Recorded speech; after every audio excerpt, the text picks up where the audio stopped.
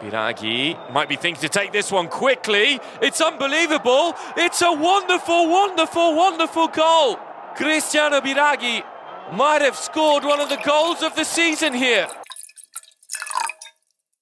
Hello and welcome back to another episode of Serie A Spotlight. This is Season 2, Episode 27, and we're your hosts, Matt and Jake, here to discuss match day 24 of Serie A and all that surrounds it. Honestly, that's the easiest part, bro. You almost fucked it. You caught me off guard completely because I was reading. Since I have an iPad now, I'm actually experiencing the same autocorrect mistake that you experience on a weekly basis. Welcome to Serve as Spotlight. Yes, yes. Every time, it's horrible. That's who we are. We're Serve as Spotlight. Serve as Spotlight, baby. You say I caught you off guard. I said, you ready, bro? Like a number of times I did the intro and you just started reading bro. You know I struggle with ADD, bro. I know you do, bro. But come on, let's focus. What a week of football, bro. Because essentially it was a week. It was Friday to Tuesday, dude. Yep, all on my birthday, baby. Happy birthday to you, by the way, bro. Thank you very much. You are now 26 years old. I am 26 And how do you feel? Like a man, bro. Like a man? Like a man. Just doing man stuff. You know, like just being a man, bro. Like that sounds like fun. Like not much has changed, but fuck me, I'm a man, you know? Just sat there watching your sports, smoking your fucking cigars. We actually, because we told the listeners, well, we planned on the podcast that we were going to go to Cheeky Monkey, day drink, and watch all the games. And that's exactly what we did on Saturday for my birthday. Sure, I had to have a nap at the table because 8 Negronis in, and then you start getting a little bit dizzy. Yeah. But we had a good time. Sunday, a day watching football as well. Monday, no different. Tuesday, no different. It's all good, bro. And here we are on Wednesday. On Tuesday, the last day we had the Derby Della Mole, and that was mental. A mental game on a Tuesday night. It makes the work week a bit easier, huh? Going home to a football game. It does, bro. It does. Tell them how we watched the Derby Della Mole. So for the first 15 minutes, we were in the process of cleaning our ears while the game was on. Because I had gone to the doctor a while back when I was sick, and he asked me, like, how can you hear anything? And I was like, what do you mean? He said, you have a wax blockage. I can't clean it right now because you're unwell, and it might fuck you up. But he didn't actually say the words fuck you up. He said, but you can deal with it yourself. You can buy this thing and clean them out. And I'm looking around Malta to buy this attachment that you can attach to a syringe. But apparently it doesn't exist in Malta. So I had to order it from eBay, dude. I hadn't used eBay. And it arrived, and yes, we took it in turns to clean our ears, and God almighty, the crap that came out. It was like a happy meal of chicken nuggets, man, that came out of our ears. But that, and on the laptop in front of us, there was the Derby Della Mole. Exactly. I just in the first half, it was an absolute goat fest. So we're there, fucking showering our ears out, and watching all these goals. So it was quite an enjoyable experience. It really was, bro. Now we can hear very well. Yes, we can. Yes, we can. Our goal of the week was obviously Biraghi's. Yeah, man. From the halfway line. Shades of Ilicic against Torino back in the day against Sirigu. Yes. Sir. When a player scores from half pitch, it's always sensational. And this time round, he scored. It happened so fast that the commentator didn't realize that he scored. The camera couldn't keep up with the shot. It panned to Biraghi running to the supporters. I thought that he was fighting one of the fans originally. But it turns out, yes, he had scored a phenomenal goal from the halfway line and he was celebrating with the fans. It was crazy, dude. You see the replay. It was wow. A sensational goal. I think it's safe to say that that's the goal of the season so far. When you score from half pitch, it doesn't matter how. It doesn't matter why, it doesn't matter what the stakes are.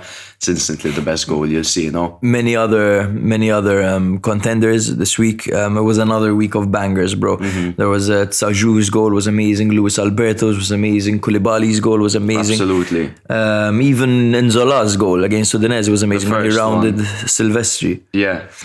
Those were all great goals, but I think one stands head and shoulders above the rest this week. That's Nicola Biraghi. Cristiano Biraghi, Jesus. This goal from the halfway line. He's on my Fanta Calcio as well, so... There we go. Obviously, happy birthday, bro. A word of advice for you guys is defenders like Di Marco, Biraghi, and all these ones that get on set pieces, get one of them. Just get one of them, and twice to 3 times a season, you're in for an absolute treat. So that's definitely a big recommendation from my end. It's always the question when you're doing fantasy football. Should I go for the big boys who are going to score off the corner, or the little fullbacks that are going to give the corner? Yeah. Should I go for Di Marco or Bastoni? Yeah. And then there are the ones that play in a 3-5-2. Who play in the 5 essentially, but just get yourselves a mix of all and try to get the most consistent ones. But yes, Serie A spotlight slips. A victory. Another victory for us. That's 2 in a row. This was a bit of a wild bet. It was. So we had Bologna Inter over 0 goals, which happened because Bologna won 1-0. Lecce Sassuolo under 4 goals. Exactly. Empoli Napoli over 1 goal. Excellent. Cremonese Roma gave us a hell of a lot of anxiety towards the end of the game. But we got through. It was under 4 goals. Yeah. So €5, you win €10 and 14 cents. Not bad. I mean, good. We're on a bit of a run here, bro. We are, and I think we've found a new little kind of system. This is a slip I was a very big fan of because we weren't betting on outcomes. I think rather than waiting for the league to settle down, which it just simply hasn't settled down, there are always these upsets and unpredictable score lines. Like this week was crazy, man. I think we had to change the way we bet. Rather than waiting for the league to adapt to us, we have to adapt to the league. No, and maybe it's a bit of a learning curve, but we are learning. Just don't take our advice when it comes to bets. Yeah. Bravo. So shall we go through the 10 matches and jump in, like the usual thing we always do every episode? Guys, follow us on Serie A Spotlight on Instagram, TikTok, YouTube, Twitter, wherever. And do drop us a rating wherever you get your podcast. That would help a lot. Absolutely. So this weekend kicked off with Empoli against Napoli, the battle of the Polis, and Napoli obviously came out the victors 2-0. It was a gargantuan battle between Milan and Atalanta, as it was a 6-pointer in the race for Champions League. 2 teams very close to each other. Milan come out the victors 2-0. Bologna 1, Inter 0. Bologna really proving to be Inter's bogey team. The Derby Della Mole, of course, Torino started out winning the game, but Juventus ended up winning the game 4-2 as usual. Cremonese get their first victory of the season, and it was against Roma. 2-1. Lazio edged past Sampdoria in classic Sampdoria fashion. It was a 1-0 result over there. Udinese Spezia, very even affair there, and they draw 2-2. Fiorentina went away to Verona and won 3-0 with obviously Biraghi sealing things with a lovely half-pitch goal. Salernitana 3, Monza 0. The reverse fixture was a 3-0 victory for Monza. Oh, how the turntables. And the last game was Lecce 0, Sassuolo 1. Sassuolo continuing their great run. Like you said, bro, fantastic week of football. We had the Derby Della Mole, Cremonese's first win, upsetting Roma. We had Bologna Inter, which is always a spectacle considering the history between those 2 teams. The return of Pogba and Zlatan. The return of Pogba and Zlatan, 2 absolute titans that we hadn't seen in the game for a while. And obviously, Milan-Atalanta is just always an absolute spectacle. 1 team from Milan, 1 team from Bergamo, all of these players that have played for both teams. By the way, last week we forgot to mention Kier out of all of them when we were naming all the players that played for both of them. Oh yeah, of course. We forgot fucking Kier. And Gasperini talked about Kier recently. Because Kier didn't actually play much at Atalanta. No, he didn't. And Gasperini said when Kier arrived, he saw a very strong centre-back, but without the tactical knowledge to play in his system. It makes sense, sure. I mean, back then, Atalanta had a really particular way of playing, no? Yeah, very, very offensive. But it's interesting to see. Maybe he's gotten more tactically aware with age, but it does seem... Italy, yeah. But he had been there. He had been in Italy for a while. I believe he played for Palermo as well back then. Yes, he did play for Palermo. Yeah. He did play for Palermo. Shall we jump into it, brother? Let's do it. Let's kick things off with Empoli 0, Napoli 2. The previous encounter was another 2-0 victory for Napoli. In this game, Akpro and Bandinelli were suspended, whilst Destro, Cambiaghi and Raspadori were injured. So Empoli started the game in their 4-3-1-2 formation with Vicario in goal and the backline of Parisi, Luperto, Ismaili and Ebuehi. Marin, Henderson and Haas formed the midfield three, with Baldanzi playing behind Piccoli and Satriano. For Napoli, it was their 4-3-3 formation with Alex Meret in goal and the backline of Di Lorenzo, Rahmani, Minjay and Mario Rui. It was a midfield three of Anguissa, Lobotka and Zielinski and the front three of Lozano, Osimhen and Kvaratskhelia.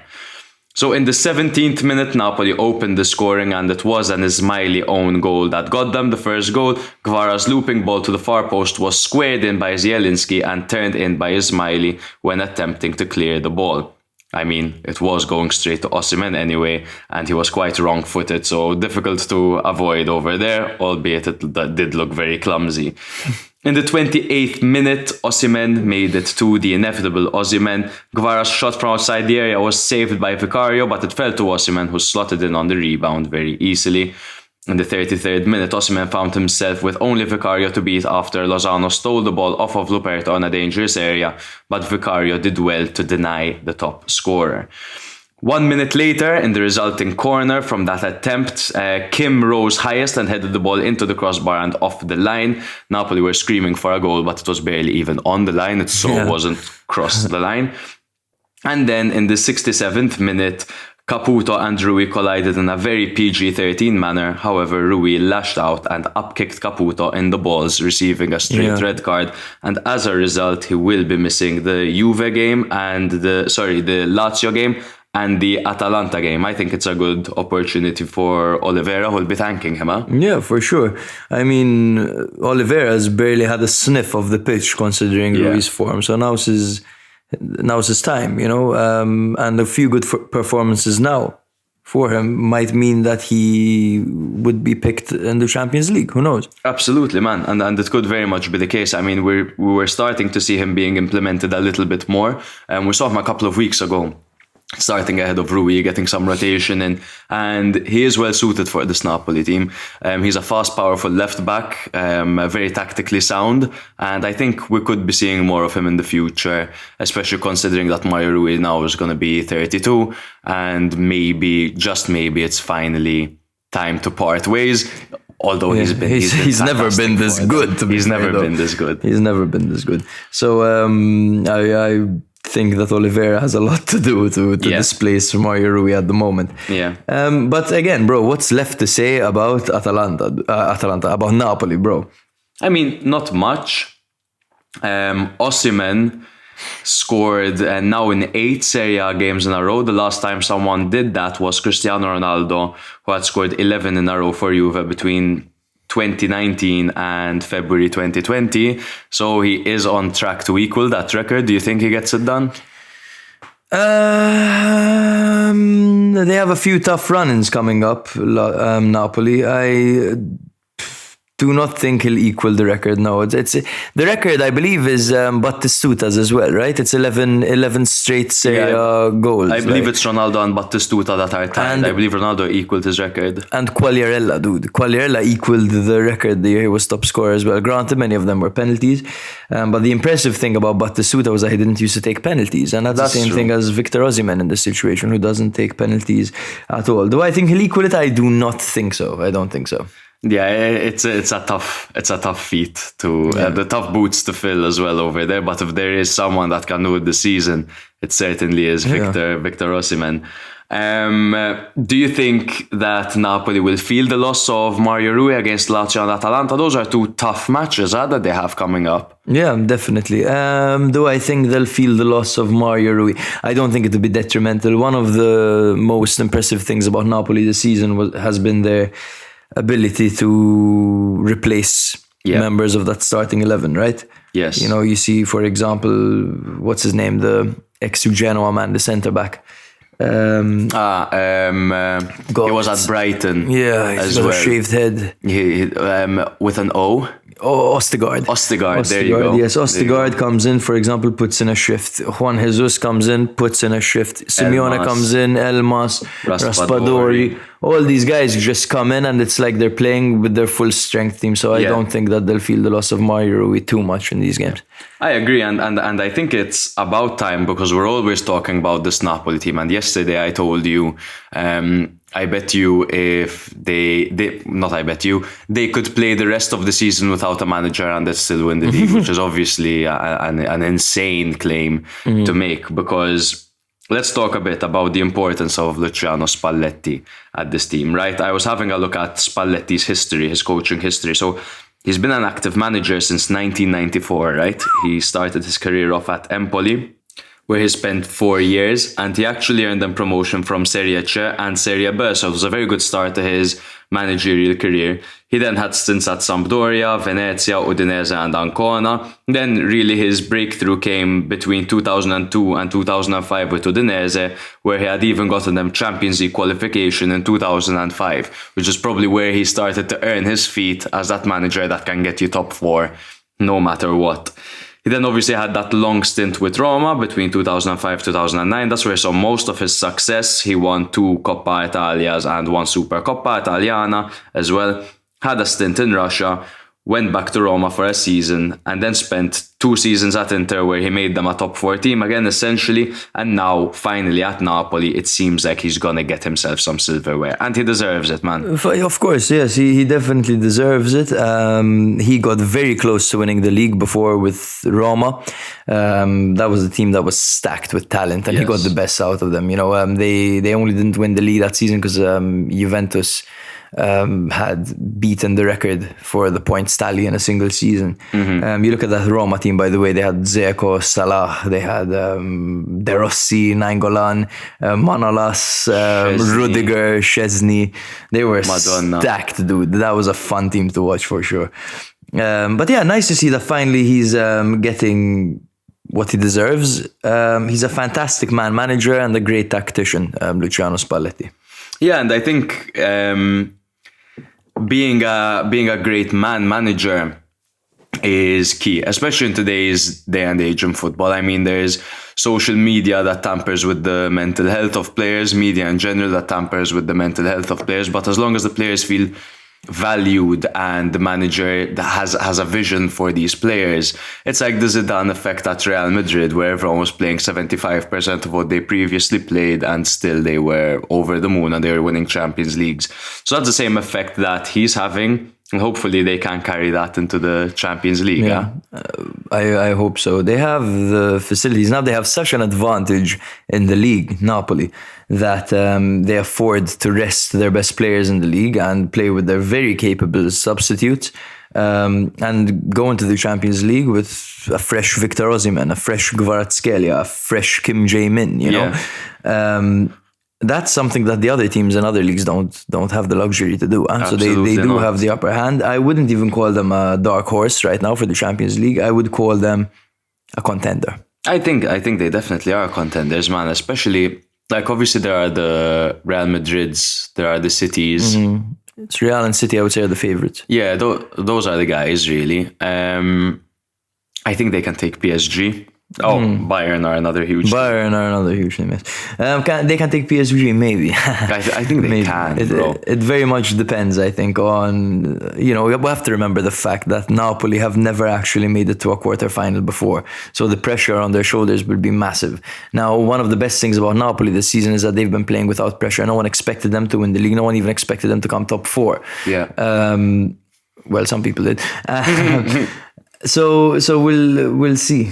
But that's the thing, I don't think they feel pressure, bro. When I watch them play, it doesn't seem like they're feeling pressure at all. But the stage, when you have 2 games to get it done, and you're against the likes of World Cup winners Kylian Mbappe and Lionel Messi, it might be a bit tougher. But we'll see.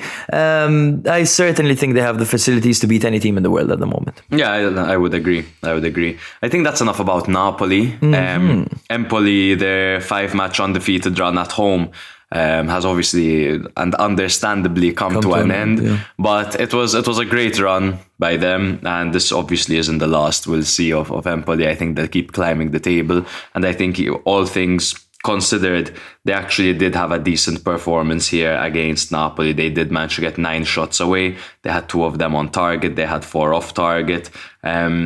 Their XG was 0.58, which against Napoli, I guess, is all right. Yeah, fair enough. You're excused, Paolo Zanetti. On to the next. Brother. Napoli, obviously, still in first and have actually extended their lead over Inter and Milan after Inter dropped points. So Napoli on 65, Milan and Inter on 47. Can't do the quick math over there. Empoli in 12th on 28 points, level on points with Fiorentina. The next game we're going to be covering was the massive Milan-Atalanta game, which ended 2-0. The reverse fixture was a 1-1 draw, goals coming through the current Marseille player, Malinovsky, and the currently injured Ismail Benacer. Well, he's back, Benacer, but he was still out for this game. Exactly. Milan are now unbeaten in their last 5 Serie A matches against Atalanta. There are 4 wins and a draw, which came in the reverse fixture. Milan have played 5 consecutive league games without losing against Atalanta for the first time since 2008-2012. 6 encounters in that case. So it seems to be that the Atalanta curse is coming to an end for Milan. Yeah. And they have restored their dominance over the side from Bergamo. Yeah. The last time Milan played Atalanta at home, we were there and Theo scored that mad goal. That was probably the best weekend of my life to date, man. Genuinely. It was so good, bro. That goal, I couldn't believe it. There was the Eurovision going on as well, just to add to the entire fucking hype around the weekend. Brividi.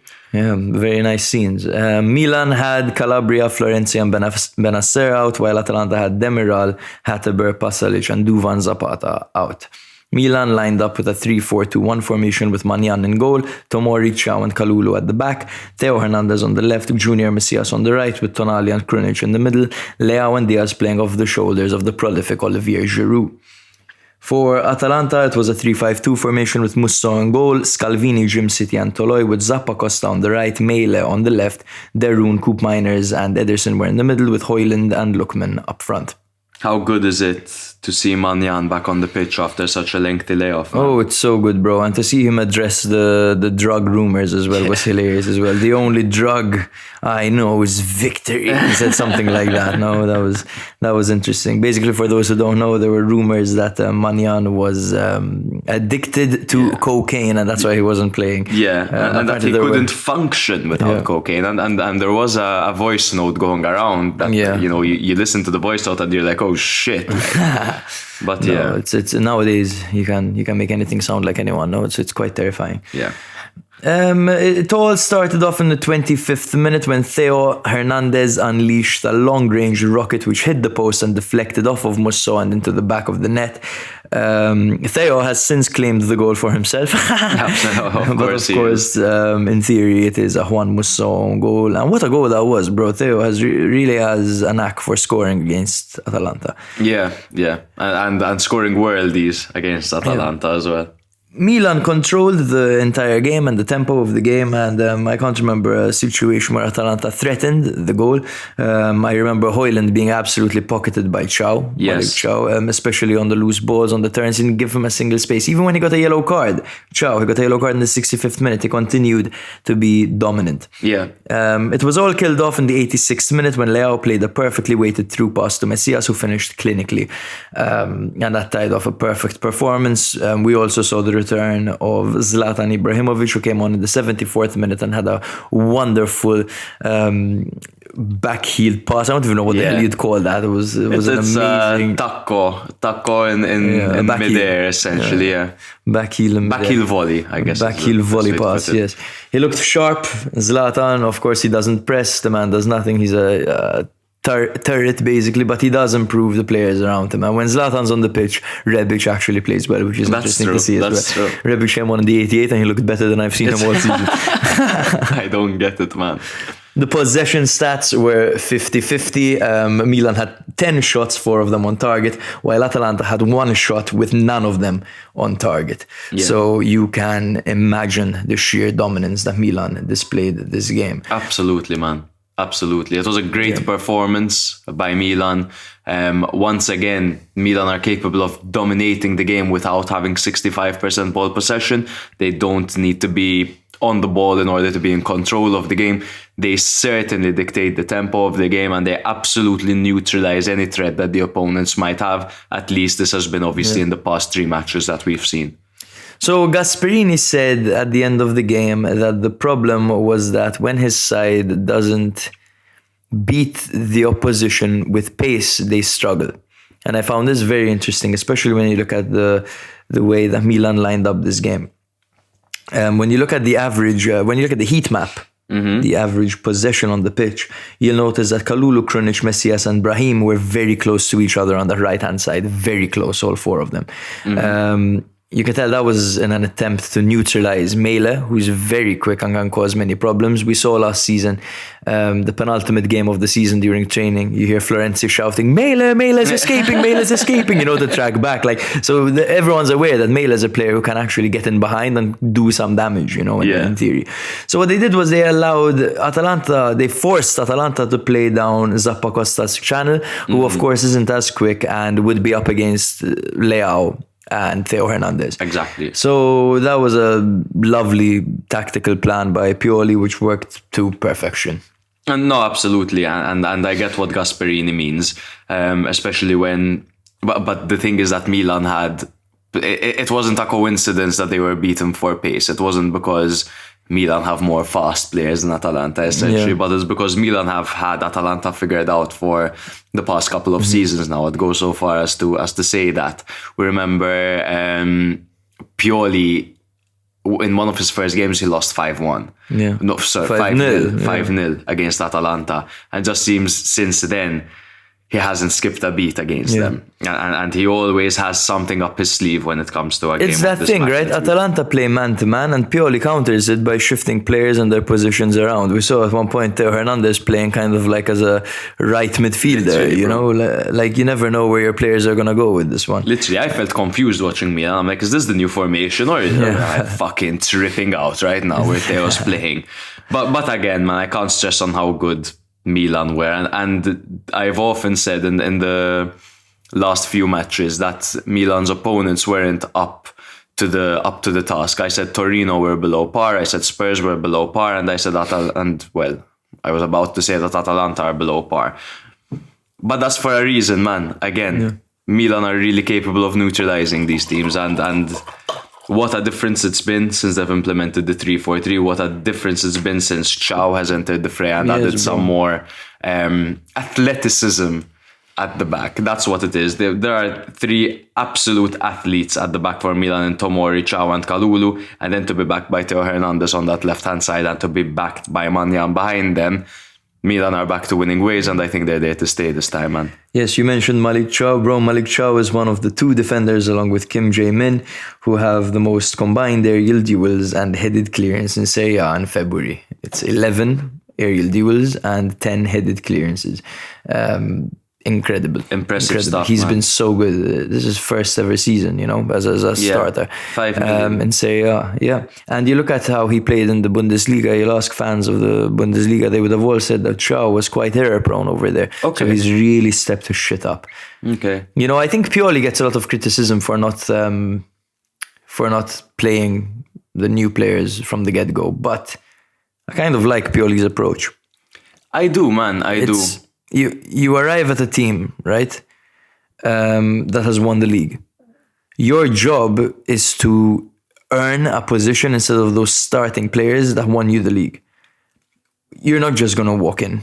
And I like that. I like that he values seniority. I like that he gives the old guns a shout, like Gabbia, Pobega. These are guys who have been fighting for their chance for ages. It wouldn't exactly be fair if Ranks came in and just played every game instead of Pobega. Yeah. It wouldn't be fair if Chao came in and played every game instead of Gabbia. You will get your opportunity and you have to earn your opportunity when the time comes. The time came and they have earned their opportunity. At least Chao has earned his spot. I can't imagine him being benched right now.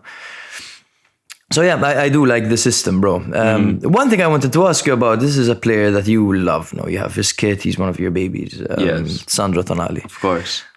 What's going on? It seems like he's going through a bit of a spell at the moment, and not exactly a positive one. So we know what his performances were like in that period where Milan lost to Sassuolo, lost twice to Inter, drew to Lecce, drew to Roma. We all know what he played like there alongside all the players, essentially. No one was great, but Tonali, him having the ball most out of all the team in that midfield, obviously showcased how bad he was more than anyone else. Yeah. I do think that in this formation, he is being utilized as more of an off-the-ball kind of crusher of play. And you do see him getting stuck in quite a bit, whereas Milan are utilizing the wings slightly more rather than playing through the middle. So we don't get to see him that much on the ball. But it still seems like whenever he does have the ball, he has that uncertainty around him. Now, it could also be the lack of Bennacer, because having Krunic next to you, normally it's not Krunic, it's that Bennacer is always available. So he makes Tonali look very, very good in that area. And if he's not available, he's dragging a midfielder away with him, giving Sandro more space. So I think as well, he's adapting to this new formation. He's still a very, very talented player. I think we just need to give him time in this new system, man. I do think that this new formation does take the spotlight off him a little bit, as the play doesn't need to go through him, as you were saying. That's absolutely right. Spot on. Krunic has been fucking incredible, by the way. That has to be said as well. Like his work off the ball is Tonali looks like Krunic right now. It's like we've got two. It's like Milan have got two Kruniches over there. Shout out, by the way, to Messias at wing back, who has been absolutely incredible in that role. A player who works so hard, and a player who's so pensive. You look at Junior Messias. He's the only player who didn't actually attend the Scudetto celebrations last year. He said that he wasn't feeling too well and he went home. He didn't actually celebrate. You see, when he scores a goal, he's almost in a trance. He's almost in his own head. Yeah. He seems like a shy guy, an introverted guy, a guy who is overwhelmed with gratitude almost. I get that vibe from him. Yeah. And it's so nice to see that he's doing well. You know, and in this new wing-back role, he's excelling because he's a player who's extremely selfless, who works for the team around him, who fucking tracks back. You know, he does it all, man. He does all the dirty work. Yeah, and I think he's been a victim of very unfair treatment from the fan base. And Milan do have one of the best fan bases around the world, some of the most supportive supporters ever. But it does seem like the second he makes a mistake, then everyone is jumping on him, where you could look at Tonali at the moment and everyone would be defending him because Tonali is a young local guy who would devote his life for Milan. So when Messias does well, it's all about the story, right? When he does poorly, he's just a delivery man who shouldn't be there. Exactly, he's a Serie A player. But I think you always had your eyes on him, and you always said that this guy is a good player. Just give him time. And it's interesting that it wasn't time; it was a tactical thing. Him playing as the right wing back is excellent, especially going forward, and his interceptions are brilliant. They're he really good. Gets back into space well, and his work ethic is tremendous. He never complains. He's never shouting at anyone. He's always nodding his head and working, bro, and working. I do think that there was a point when we were watching the game, it was like the 60th minute. I'm like, okay, now bring on Salamakers. Because Salamakers is more defensively sound. Yeah, that's true. I mean, Salamakers is a more modern player, no? Yeah. He's a European level player, Salamakers. Now, you might joke with me because he's a bit of a meme. But in reality, when Milan played Liverpool last year, Klopp highlighted Salamakers as his most impressive player. Now, this is a guy who had an incredible Liverpool team and went all the way with them in every aspect. He liked Salamakers from that team. So that says a lot, dude. Yeah. He's a very modern player. Well, to be fair, Liverpool's right back is Trent Alexander-Arnold. I promise you he can't defend like Salamakers. I promise you he can't. Yeah, and he can't fucking do a Rabona like him either. Zlatan, his words. Okay, that was a sentence. If you're wondering why I'm slurring my words already, I am drinking Chianti while Matthew is drinking black coffee. I'm fasting. Matthew's fasting, so he's not drinking any calories past 6 o'clock. Past 8, I eat and drink calories between 12 and 8. Let me tell you what, ladies and gentlemen, make this slight amendment to your life and you will shed inches off of your body, you'd stop getting fucking not heartburn. You'll stop getting heartburn. I used to get it terribly, and ever since I started fasting and stopping snacking and stopping breakfast, wow, what a difference! Like, what a difference!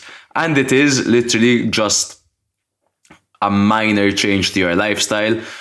On the weekends, fuck it, treat yourself, have a drink after 8, but try stick to it as much as you can, and you will be rewarded.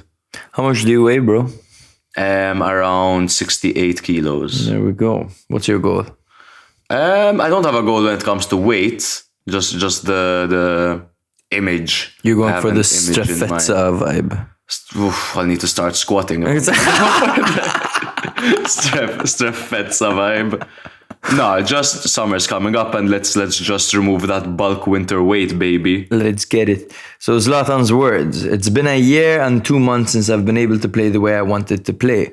When I'm good, I'm the strongest of them all. I will not only play 10 minutes. If I feel the way I do today, I'll be here for more years than just next year. I have already forfeited my salary to give it to Leao.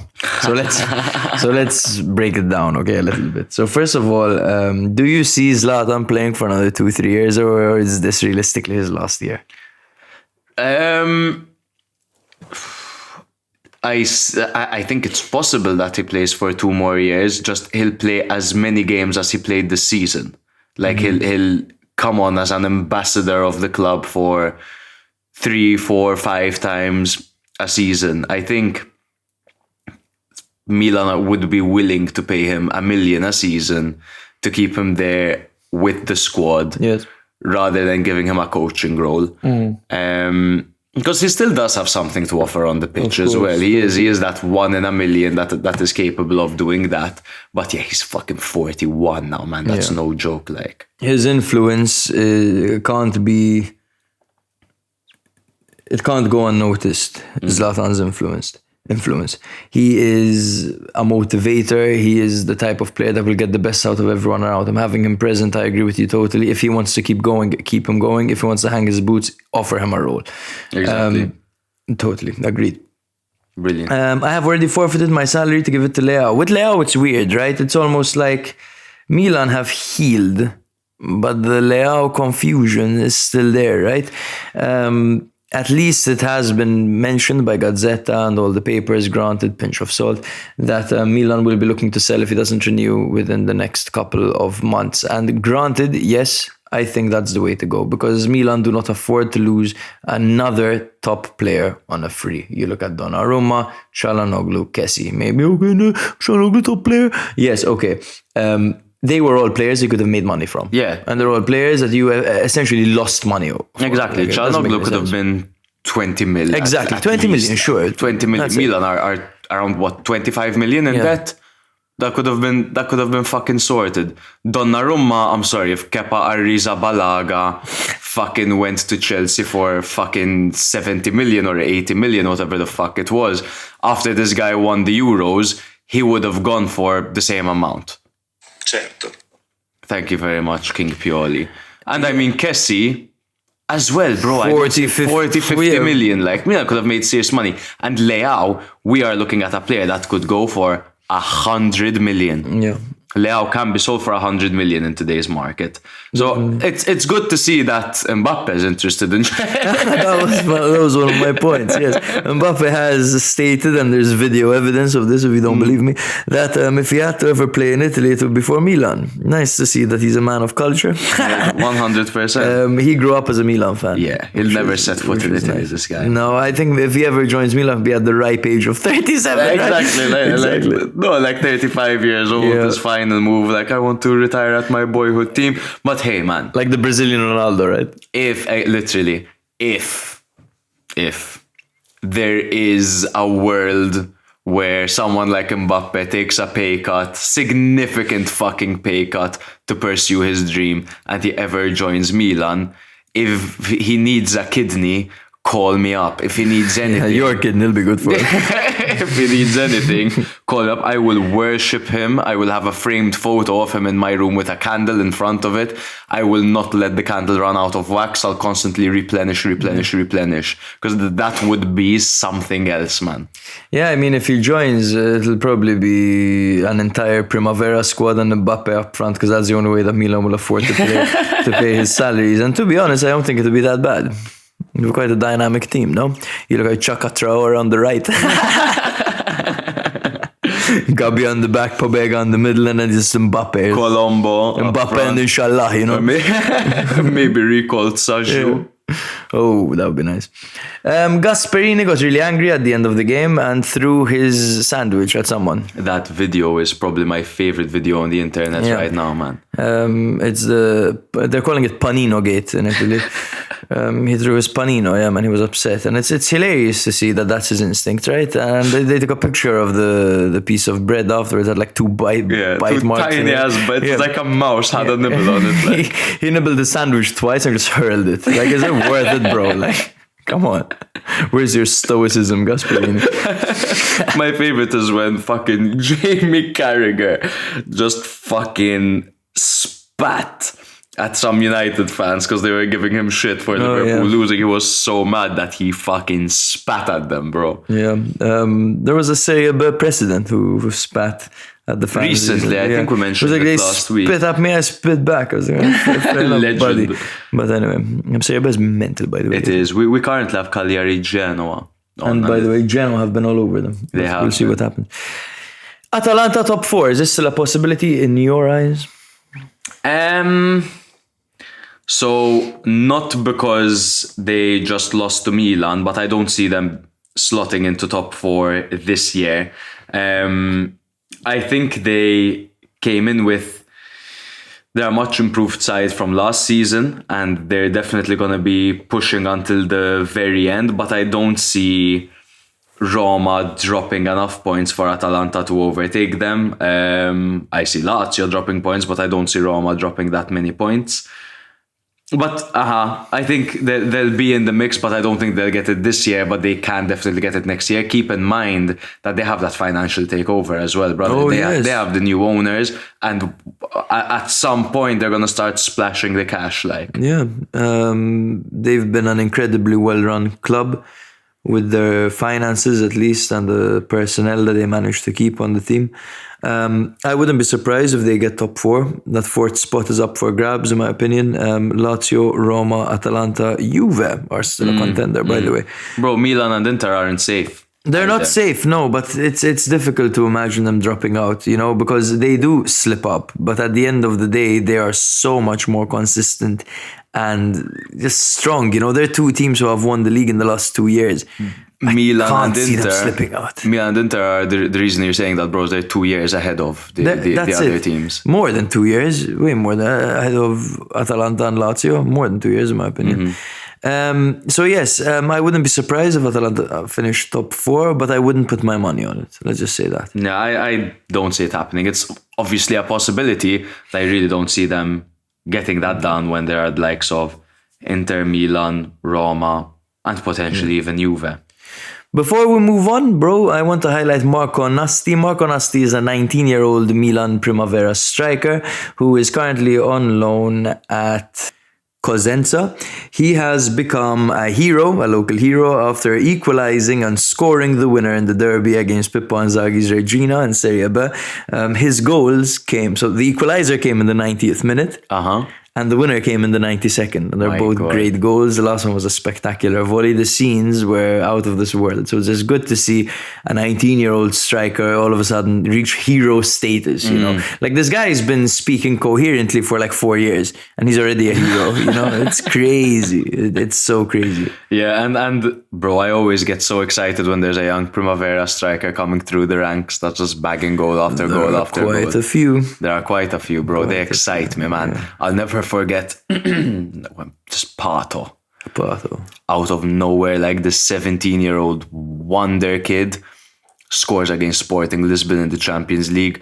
All right, this guy, he's decent. He got off the mark, and then just one of the best strikers Over a short period of time, he was one of the best strikers Milan have had. You hear the likes of Nesta and Maldini saying he was unplayable. Literally. Unplayable. Bro. Nesta, I think it was Nesta who was telling an anecdote that in training, fucking Pato would just... Like, there's a teenage Pato, right? Against Nesta and Maldini, who are 17, world 18 beater, or 19. legendary defenders. He would knock the ball past them, run by them and go, me. Like, are you kidding me? Are you kidding me? This goal against Barca in the Champions League was literally what you're talking about. Like, the way he knocked the ball around Puyol and whoever the hell it was, like, was masterful. 26 seconds into the game. Yeah, bro. So Milan are currently in third with 47 points, while Atalanta sit in sixth with 41 points. The next game we're going to be covering is Bologna 1, Inter 0. The result that made the battle for top four a much more interesting one now. Funnily enough, the previous encounter was a 6-1 victory for Inter. But before that came the 2-1 loss that gave Milan the league the season before, last season actually, with Radu fucking up tremendously, allowing Sansone to score and get the winner. Bologna were still without Arnautovic and Zirkzee, whilst Inter had to make do without Correa, De Marco and Skriniar. Get used to it, I guess, that last part.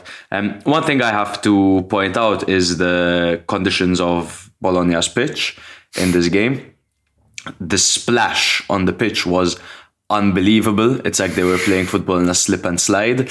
It did not look good at all. Yeah. It didn't look good at all. And I think that did play a factor in this game. But anyway, Bologna lined up in their 4-2-3-1 formation with Skorupski in goal, Cambiaso, Sosa, Lukumi and Posh forming the back four with Dominguez and Schouten in the double pivot. Soriano was out on the left with Orsolini out on the right and Barrow playing just ahead of Ferguson. For Inter, it was their 3-1-4-2 formation with Onana in goal and a backline of Darmian, Devry and Bastoni.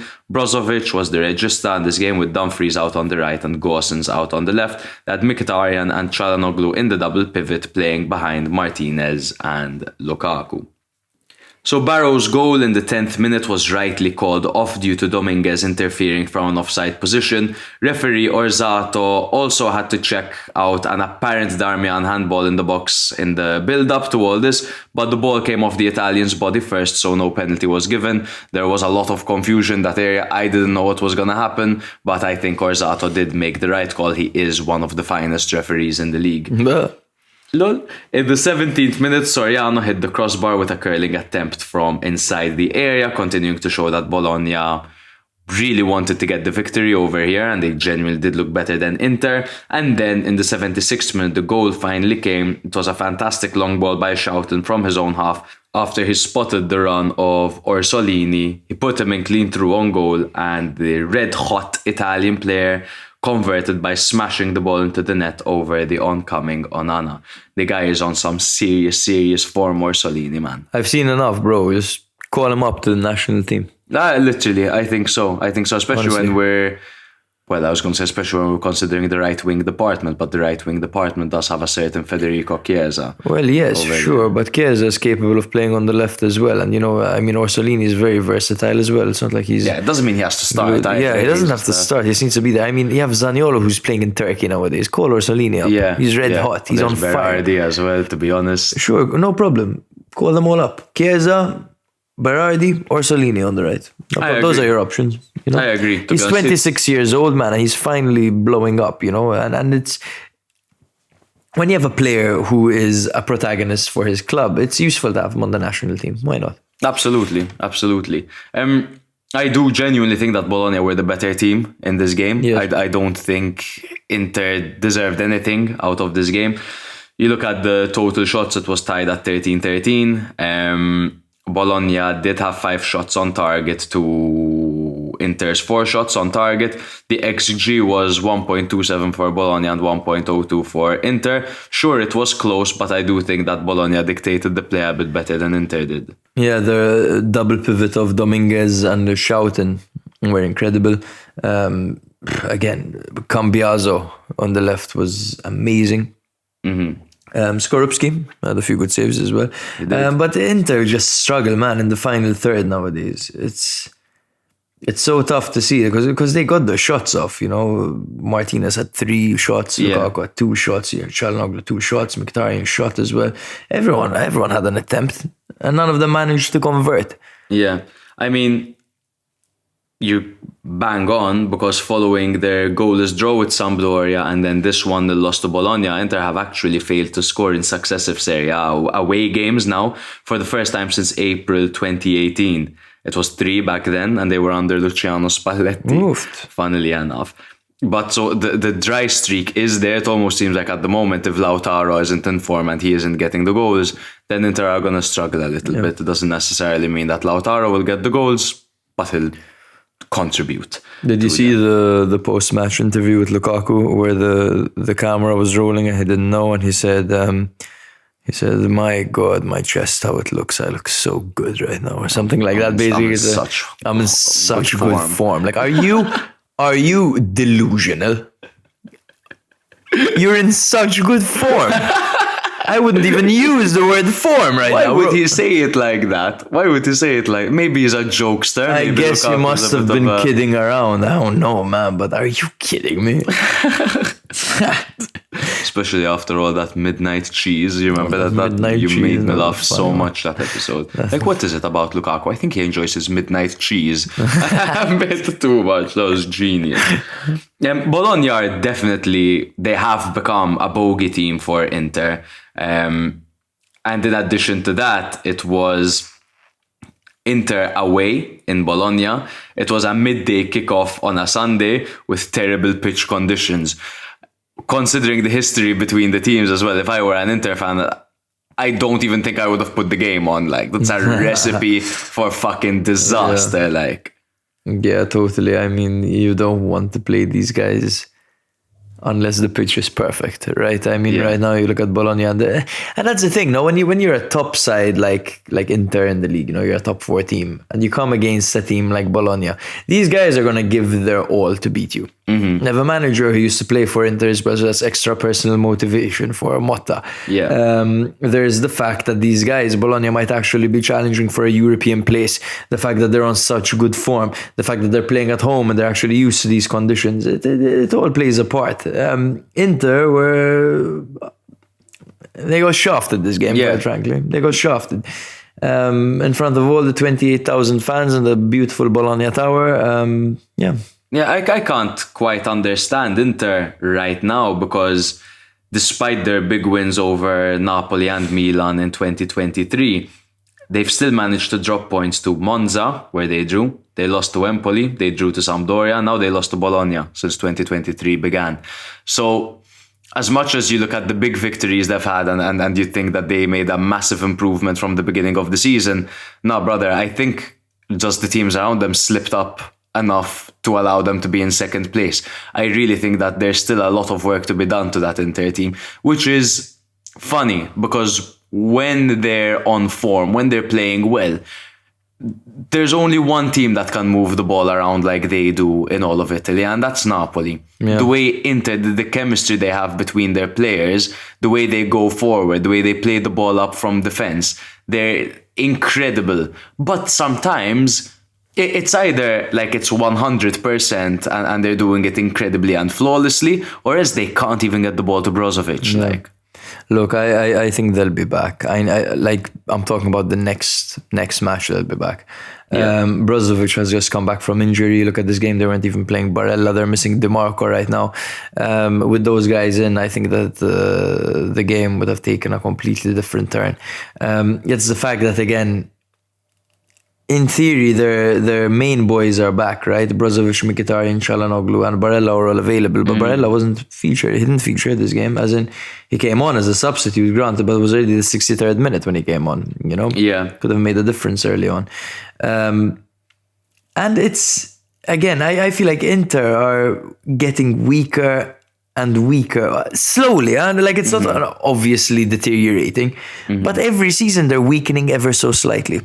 And the solutions that they go for are at the moment financially favourable solutions. You look at bringing in Mkhitaryan, who's at the twilight end of his career. Granted, exactly, Dzeko, Acerbi. Yeah. These are guys who are old. They're almost done, But granted, they're still good options for you. But then at the end of the day, when you don't have any other options available, you're stuck playing these guys. Yep. Yeah, exactly.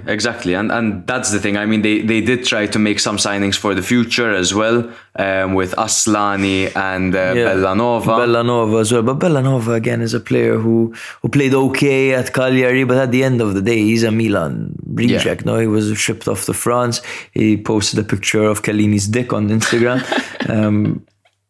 Google it. I dare you. Google it. Bellanova, Chiellini. Google it. And that being said, all we're saying about Inter, I also feel bad for whoever needs to play Bologna right now, because Motta's figured it out. Yeah. Motta's figured out, all right, these are the guys I have, this is what we have to do to get them play at their 100%. And that's all we've been seeing them doing in 2023. It's playing at their 100%. Sure, they dropped points to the likes of Monza, for example, but still, they are one of the toughest teams you could face at the moment in Serie A. For sure. They're one of the teams that's on the hottest form as it stands. Absolutely, man. And in fact, they are up to 8th place. They're level on points with Juve on 35, whilst Inter are in 2nd place, level on points with Milan on 47. Somebody get me a Gatorade, because it's time for the Derby Della Mole. Juventus 4, Torino 2. The reverse fixture was a 1-0 win for Juve, the only goal coming through Vlahovic. This was the 156th Derby della Mole in Serie A. The last derby won by Torino away to Juventus was actually in April 1995, brother. Wow. Yeah, I was a couple of months old. Why a Gatorade? I need the energy, bro. There are many goals. Okay. I think a Red Bull more than anything. A Gatorade. You normally take Gatorade when you have a weird stomach, like. Yeah, it's true. Gatorade for me is just PTSD of all the times I've been sick in my life. Only Barcelona have achieved more wins without conceding than Juve in the top 10 European leagues this season. Whoa, okay. 16 for Barca, 14 for Juve. Wow. Only Empoli have drawn more matches than Torino in 2023 in Serie A. Oh my God, last season, Empoli only used to draw, remember? That's in the second half of the season. Yes, and now they're back to those ways, apparently, because they have 5 draws in 2023 and Torino have 4. Wow. And prior to this game, Torino were the only team in Serie A who hadn't scored from a corner. Ooh. And even Milan have scored from a corner. Exactly. It only took until the 2nd minute against Juventus for them to score from a corner. But we'll get into that. So, for Juventus, it was a 3-5-1-1 formation, give or take, with Szczesny in goal, Alexandro at the back with Bremer and Danilo. Kostic was out on the left, Quadrado was out on the right, with Rabiot, Barrencha and Fagioli in the middle. Now you wonder, who is this Barrencha? Barrencha is a 21-year-old youth player who actually displaced Paredes in the system over here. Goes to show how Paredes isn't included in Allegri's plans at all. Allegri seems to not rate Paredes. In fact, he started this guy ahead of him, and this guy did well, to be honest. Barrencha. How do you even pronounce his name? Barrencha? I guess. I was quite impressed by him, bro. He put in a good performance, and first game, Derby della Mole. Very good, bro. Yeah. Very good. Yeah, what a fucking baptism of fire that was. Hey. Di Maria played behind Dusan Vlahovic.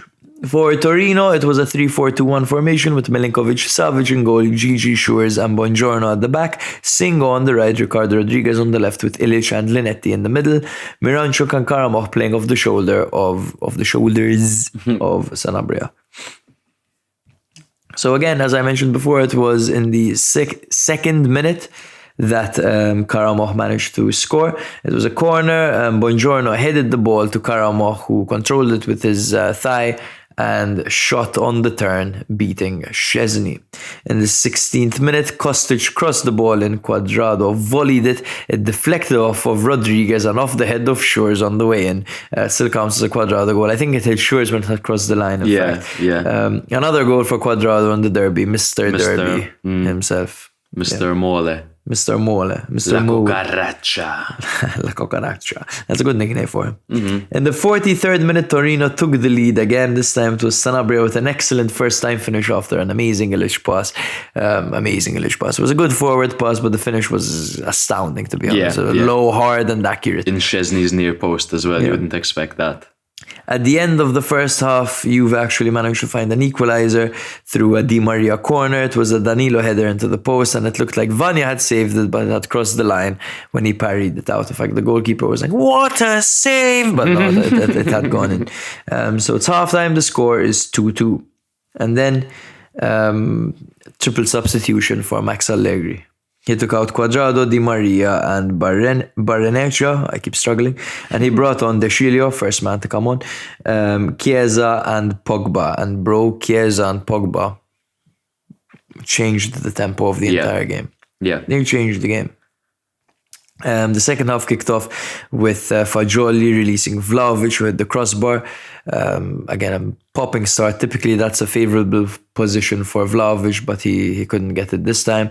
Shortly after that, Linetti's first-time curler hit the post as well. Like, you look at two fucking beautiful posts. This is the second the match started. We're spoiled on a Tuesday night. All this on a Tuesday night, guys. And then in the 71st minute, once again, a Juve set piece. They are, honestly, like, who the fuck are Roma? It's Juve when it comes to the set pieces, man. Devastating they are. You're probably right. Short corner to Chiesa, cross, Bremer header, and what a header it was, dude. So acrobatic. He fucking changed direction midair. The way he moved his head was amazing. And he scored 3-2 for Juventus. Bremer, you'd think he wouldn't celebrate scoring against Torino, but he went mental. He went mad. Fucking chest bumping everyone around him, freaking out. You can't not, man. You can't not. It's a derby, right? Yeah. And, you're getting paid by this team. Yeah. You're representing this team now. Yeah. 74th minute, there was a triple whammy by Juric. He actually took out Radonjic, who he had brought on in the 60th minute after 14 minutes of play. There's a whole situation behind that. We'll get into it later. But the triple substitution did not get the job done, as in the 81st minute, there was another set-piece goal by Juve. Kostic free kick. Laid it off. Eventually it was crossed in to the far post, and it came to Rabiot, who tapped it in. Yeah. There was a VAR check which took a while, but it turns out the player was onside and the goal stood. And that was pretty much it. 4-2 for Juventus. What a game. Massive fucking roller coaster of emotions for all the Juve fans out there. But let's get into the talking points. So first of all, bro, Juventus set pieces. I mean, ever since they got Di Maria as well, he has been a protagonist in that area for them. And yeah, but it's where they're most dangerous. They do have the likes of Bremer, they have the likes of Vlahovic, among others who are very capable in the air. Even Rabiot, for example, is very capable in the air. We saw Danilo being capable in the air as well. So it's always great to have that to your arsenal, because when things aren't going in your favour, and Juve were down twice in this game, they were able to rely on their set pieces to get them back into the game. Exactly, yes. And you need two players on Vlahovic at least, which always frees up one of the big boys at the back. Which is another talking point, by the way, because I've seen people talking about Vlahovic's dry spell, and I want to give my take on that. Vlahovic in the last 10 games has 4 goals and 2 assists, which is a good return for a striker. Plus, apart from the goals, you look at his hold-up play. It's fantastic, bro. Yeah. He's so good up front. Yeah, and I think it goes to show how good he is. Because at Fiorentina, he was the guy in the space, put the ball in front of him, he's going to get there and score. And now he's showcasing a different part of his game. Yeah. And it takes a very good player to adapt to the system of a team and flourish in it, and doesn't expect the entire team to change for his play style. He's in a Max Allegri style, and he is the perfect candidate as a striker for a Max Allegri style. That's true, bro. He's playing the system very well. Fagioli is another talking point of mine, bro. He looks raw. Some passes were inaccurate, but hot damn is he creative, huh? He is very creative, and he's very direct. Fagioli. Yeah, for his age, he's very, very adventurous, man, which I like about him. Juve have a lot of young talent in midfield, huh? Yeah. For sure, bro. I mean, you look at the likes of Miretti, this guy whose name gives me AIDS, Barrenettra. There's Rovella out on loan. Locatelli, all right, he's not as young as he used to be, obviously, but he's still a young local guy. And yeah, I think Juve, barring obviously all of the, they were docked 15 points, they had all their drama around them. I think they have a very sustainable future ahead of them. And I think in the near future, we will be seeing Juve dominance again in the league, man. Oh, it could definitely be. I want to highlight once again the in-game management by Allegri. It was fantastic this game. He really turned the game around. Kudos to him. Let's get into the Radonjic situation. So yes. Radonjic came on in the 60th minute and was subbed off in the 74th minute and was visibly upset with Juric, who just essentially looked like he was just telling him to fuck off at that point. Yeah. Post-game comments by Juric, he said, "I have not managed to turn Radonjic into a football player." He says the kid clearly has talent, but he didn't even seem to know that the third goal was his fault because he didn't press Chiesa on the corner. The ball was played short to Chiesa and Radonjic didn't press him. And Juric was quite upset. He said there are two types of players. There are players who press well in that situation, players who go in, and there are players who press lackadaisically, but they still press, The fact that this guy didn't even press goes to show that he's not even a football player. And obviously looking at those words, we can only think that they're harsh. Yeah. But then again, he's with him every day in training, and there's clearly something he sees that upsets him, and I think it's a lack of football IQ, really, for Radonjic. Yeah, lack of tactical awareness. He's got 2 Serie A goals and 1 assist, plus 2 goals in the Coppa Italia. Radonjic, not a flying start for him, and apparently his buyout clause was triggered by mistake. Yeah, the Torino didn't even know that they triggered his buyout clause, and now they have to spend 2 million on a player that they want to sell. Yeah. Exactly. So maybe they'll get a markup of him. Maybe. I think someone's losing his job though. I think so, bro. Bonucci's last 3 Serie A appearances have totaled about 10 minutes of football. Oh, wow, okay. I think he is entering the latter stages of his career now. He's entered them all right. But I do think that he has a bit of a Zlatan effect on the team. He is Mr. Juve at the moment. No, he is the longest serving player within their squad. Albeit, obviously, it wasn't all dandy for him. He had that entire spat with Allegri in the Champions League final that allowed him to totally lose the dressing room and get trashed by Real Madrid. He then forced a move to Milan, spent 6 months making mistakes at Milan, and then picked it up in the last 6 months of the campaign. Not exactly 6 months, but whatever. And then forced another move back to Juve. So he has lost a lot of the fans along the way, but I do think that he has a magnificent presence within the team and the locker room. There's a great amount of pedigree that comes along with Bonucci. You look at the legendary player who formed part of the BBC, the Barzagli, Bonucci, Chiellini and Buffon and goal. Legendary. 9 title winning Juve team. It was crazy. So if it weren't for the points deduction, Juventus would currently be in second. Do you think they can win the appeal? If they win the appeal, they're up to second. I don't know if they can win the appeal. I think there is a shout that says maybe they can win the appeal because you look at certain irregularities within other clubs, Napoli being one of them with the signing of Victor Osimhen, for example. But then obviously Juve just have so much more shit over the past couple of years. The evidence is, it's so obvious. Like you see conversations between Juve and other clubs and the Juve directors, basically stating the actual value of a player compared to the value that they would be getting for the player. Then it's blatant, and I don't think there's a world where they can get away with it. I don't think the courts will overrule the appeal simply because Italian pride. They've issued the punishment. They're not going back. That's fair enough. So yes, good, unlucky Torino. It was a good game by them. They put on a really good fight. It was a shame that there was a situation with the corner where Adoni didn't quite press, and then all of a sudden they found themselves trying to get that third goal to equalize, and they ended up conceding the other way. Good game by Torino. They sit in 9th right now, 31 points, while Juventus have climbed to 7th with 35 points. Yeah, I'd like to add that hopefully the owners of Torino and the president of Torino show a little bit more urgency to sign players, to replace Bremer, to replace Belotti, because I really would like to see Juric stay on at Torino and really prove what he can do at that team, because he has a very good set of players to do that with, and if they have belief in him, then they can go a long way under his guidance. Juric was asked, who is the best centre-back you have ever managed? Now, he's actually managed Christian Romero as well at Genoa. He picked Bremer.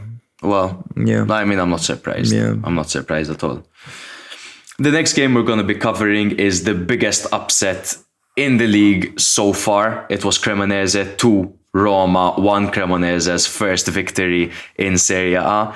Last week, I made a very bold statement. I said that Roma and Inter are tied for second behind Napoli as the best teams in the league. And then I went on to say that Cremonese won't win a single game of football this season. And I was proved very, very wrong over here. I prefer really not to speak. And speak I shan't. Roma won 1-0 in the reverse fixture, but this is their second loss against Cremonese this season, as the underdogs knocked the Giallorossi out of the Coppa after beating them with the same scoreline. If I speak, I am in big trouble. I shall continue. Cremonese lined up in their 3-4-3 formation with Carnesecchi in goal and a backline of Vasquez, Bianchetti and Ferrari. They had Valeri out on the left and Sernicola out on the right, with Benassi and Pickle in the midfield, with Okereke out on the left, Afenajan out on the right, and Saju up front. Solbakken! For Roma, they had Chris Smalling suspended. Therefore, they lined up in their 3-4-2-1 formation with Patricio on goal and a backline of Mancini, Ibanez and Kumbulla. They had Zalewski out on the right and Spinazzola out on the left, with Cristante and Wijnaldum in the midfield. They had Dybala and Pellegrini playing off of the shoulders of Belotti. Obviously, Abraham was still carrying a bit of an injury after he got studded in his eye last week. So, a little bit of swelling. He looks very uncomfortable. But yeah, that's the situation. So the 17th minute, Cremonese opened the scoring. Valeri chested the ball down to Saju, setting him up for a half volley. Saju hit it with his outstep and into the top corner. Proving you right once again, bro. This Milan youth product is really proving to be something quite special. I can't believe it, bro. I'm trying to figure out what I was wearing or the way I said it. Like, how did I just mention this guy and he scored in 2 games in a row all of a sudden? It was a quick, by the way, just shout out to Saju. He's a great player, Milan youth product. He's 6 foot whatever, like. Saju! He even has his own celebration now, like, Literally. with the goggles, with the sand. So the game then went to halftime. I think Mourinho must have had a bit of a spat with his team, telling them, look, we need to get our shit together. We're not fucking losing against Cremonese. We're supposed to be up by now and we're down 1-0. 46th minute, Mourinho gets dismissed for dissent, and it's his 3rd red card of the season, more than any other player has received this year as well. Do you know what went down, the details? So yes, so apparently the fourth official exchanged some words with Mourinho, and Mourinho said, "Oh, I wish I was recording what he said to me." Yeah. Apparently he told him something along the lines of, "Bro, you're looking stupid, like you're losing to Cremonese." So apparently there was a disagreement on the pitch between Cremonese and Roma players, and Mourinho inquired the fourth official. He asked him, "What's up? What's going on?" And the fourth official allegedly told Mourinho to mind his own fucking business, which got a massive reaction by the Roma bench and Mourinho himself, to which essentially it resulted in Mourinho getting sent off and the fourth official calling Mourinho a joke. Yeah. Saying that no one takes him seriously. Yeah, I was planning on saying this after the play-by-play, but actually Mourinho did speak out after it, and I quote, he said, "I am emotional, but I'm not crazy. In order to react the way I did, something had to happen first. I need to understand if I can take any legal action. Piccinini gave me a red card because unfortunately the fourth official does not have the capacity to understand what he said to me." Now you're going to hear the word Piccinini, you're going to hear the word Serra. Piccinini is the referee, while Serra is the fourth official. But funnily enough, Piccinini was the fourth official the last time Mourinho got sent off. So he's been there with Mourinho and he's exchanged words with Mourinho as well. Mourinho said, "I want to find out if there is an audio recording. I don't want to get into the fact that Serra is from Turin and on Sunday we are playing against Juventus." So a bit of a call of corruption over there. For the first time in my career, a fourth official spoke to me in the most incredible way. It was unjustifiable. At the end of the game, I went to speak to them. Piccinini, who was the fourth official in the last game when I was sent off, told me to apologize to Serra. I told Serra he should have had the courage to explain what happened, but apparently he had memory problems. So a lot of shade by Mourinho. He wasn't capable of talking too much about the game, and he was really focused on the spat that he had. And as a result of that, in the 46th minute, losing Mourinho instantly when they're 1-0 down to Cremonese must have had a bad effect on the players as well, as they were all losing their fucking minds throughout the game. They were constantly in possession, looking hurried, looking pissed off, yelling at each other, getting stuck in, and it was an absolute mess from then on out. However, in the 71st minute, Spinazzola managed to pull one back. It was an incredible ball by Mancini from his own half, who found Spina with acres of space around him and clean through on goal. He really took his time and then finished cleanly, making it 1-1. After that, I thought, okay, Roma are going to win in Roma fashion now. You know what I mean? However, in the 83rd minute, Ciofani scored the perfect penalty after Patricio brought down Okereke in the box. Some say it was harsh, as contact was minimal and Okereke made a meal of it. I think he did make a meal of it. I think it was minimal, but I think it was enough to drop him when he's moving at that pace, and he did deny him a clear goal-scoring opportunity. So Cremonese 2, Roma 1. Obviously, there's what I said last week that really got proven wrong. But I think rather than focusing on how wrong I was, let's focus on what an upset this is. Let's focus on how right I was. I said that win a game. You said that win a game, and you said I'm overrating Roma. So, you were bang on, but what an upset this was, bro. What an upset, absolute upset. And you look at the way that Cremonese won this game, bro. They had the least possession in this match day, and then they had the second most distance covered behind Lazio. So you can tell that they worked their ass off for this fucking victory. You look at the fact that as well, they had this moment in the 81st, 82nd minute, whatever, when Ciofani stepped up to take that penalty. All the pressure of the world on this guy's shoulders, and he converts, man, and you can see how much it means to him. At the end of the game, he was crying. You know, you can see all the scenes were just so incredible, man. It meant so much to them, and well deserved. They were such a unit, and they looked impenetrable. Absolutely, man. Absolutely, I agree with you. I think the back three was fantastic. Vasquez, Bianchetti, and Ferrari. I think they were really, really good. I think Cremonese's midfield was excellent in this game. They defended really well and they played the ball cleanly and nicely. They didn't take risks. Shout out to especially Benassi. Was so what a game he had. Piquel was decent as well. And then just Okereke and Afenagian, especially Okereke, were fantastic when it came to carrying the ball forward into space, because there was a lot of space at times by Roma. They were getting caught out, and Okereke was doing a fantastic job of exploiting that, and Afenagian's pace as well was pivotal in this game. Yeah, not the return game Wijnaldum would have wanted, right? Not at all. And I do think that would have contributed a little bit, not Wijnaldum per se, but I think Mourinho's shifted things a lot in that midfield. He's tried out Pellegrini over there alongside Cristante. He's tried Matic alongside Cristante. And now he has Wijnaldum, who is the obvious contender to start over there. And he tried him out as well. And he would have thought it was the right time because it's a game against Cremonese, but apparently not, man. And I really think they were weak in that department, in the midfield department. Definitely. You look at the fact that Benassi and Pickle drove them mad, and you look at the gap between the midfield and defense when Okereka and Afenaljan were driving towards them, and even Saju looked quite dangerous.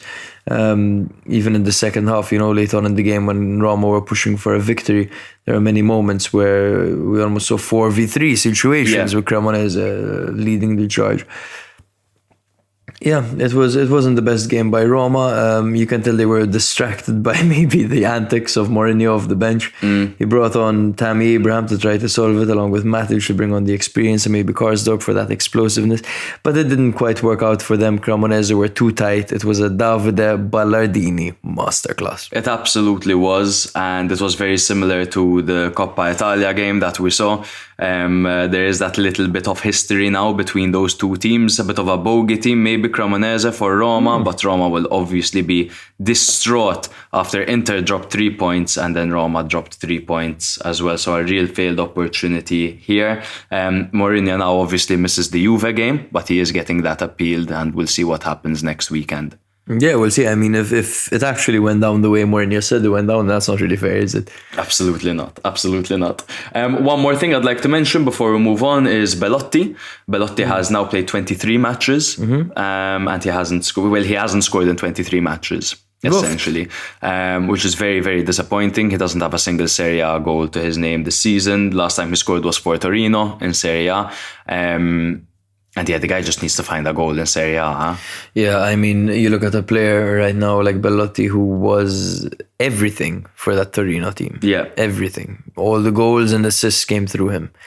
A player who struggles with form, an emotional player. A player who struggles with confidence when things don't go his way. And right now, you can really tell that his confidence isn't the best, and it's quite surprising because he actually got a goal in the Europa League. Yeah, he did against Salzburg. So let's see how it develops. I mean, again, Tammy Abraham had the same issue a couple of months back. Yeah, but he's bounced since. The fact that Belotti was forced to start this game because maybe Tammy's injury probably didn't play to his favor. Belotti, he probably saw it as an opportunity and overthought it. Yeah, maybe. I do think that if Belotti finds his footing, it will be coming off the bench. I think so as well. I think even stylistically for Roma and for Mourinho's preferences, having a big striker up there, which is good with the ball at his feet, is how Mourinho wants to play, and it's how Roma are better suited to play as well. So I think they'll focus on getting the best out of Tammy, and then whoever comes off the bench for him, they'll hope at least it's someone that can get goals. Roma sit in 5th now on 44 points, whilst Cremonese they climb up to 19th on 12 points, ahead of Sampdoria by 1 point and behind Verona by 5 points. The next game we're going to be covering is Lazio 1, Sampdoria 0. The reverse fixture was a 1-1 draw. Goals came through Immobile and the late Gabbiadini equaliser. Lazio have won 11 of their last 14 Serie A matches against Sampdoria, with 2 draws and 1 loss. One of the draws obviously coming in the reverse fixture. Lazio are unbeaten in their last 17 home games against Sampdoria, and Sampdoria are the team against which Ciro Immobile has scored the most goals in Serie A. 15 goals in 18 games. Fucking hell, history did not rewrite itself. Definitely not, because this game was a series of Immobile blunders. If you put on the highlights and put on the Benny Hill song. Just Immobile missing chance after chance after chance. Lazio were actually full strength this game. The only player that was doubtful for this was Pedro, but he actually started. For Sampdoria, Conti was out, of course. Gunter was out, and Ignacio Pussetto was out. Now, I'm sorry, but I didn't get the memo. Hey, that's what I'm thinking. Pussetto. Since when is Pussetto at Sampdoria? I have no idea. Pussetto at Udinese or Watford, one of them every year. Like, when did he join Sampdoria? But anyway. For Lazio, it was the usual 4-3-3 formation with Provedel in goal, Marisic on the left, Lazzari on the right, with Patrick and Trasale at the back. Luis Alberto, Cataldi and Milinkovic-Savic were the midfield three, with Pedro on the left, Felipe Anderson on the right, and Immobile up front.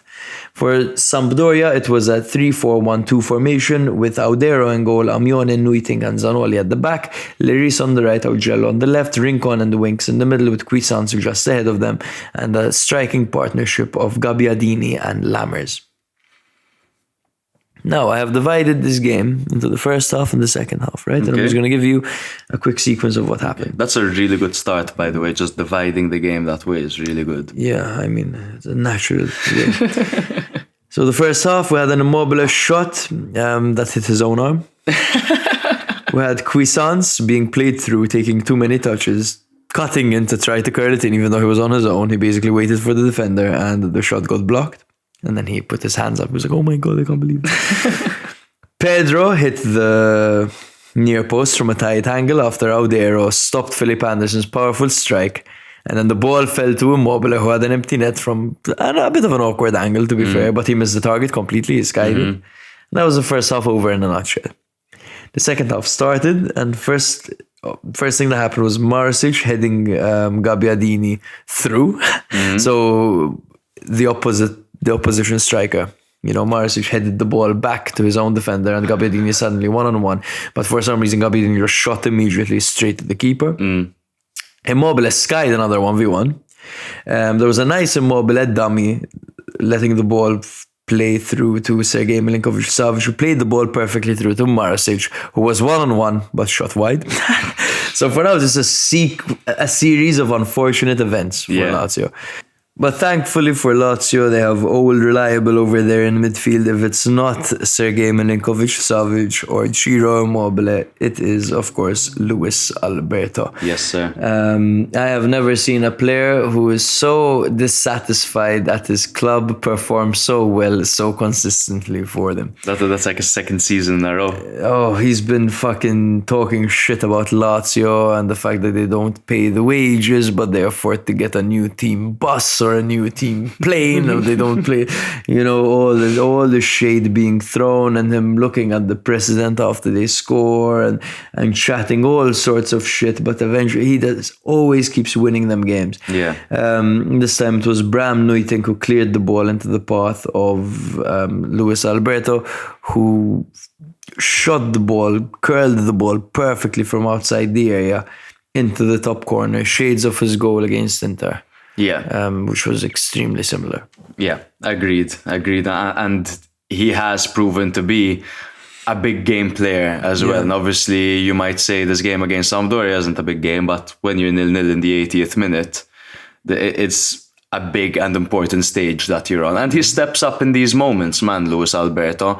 The second half of the season, he's really, really, really stepped it up. Not stepped it up per se, but he's being given the opportunity and he's showing Sarri exactly what he was missing for the first half of the season.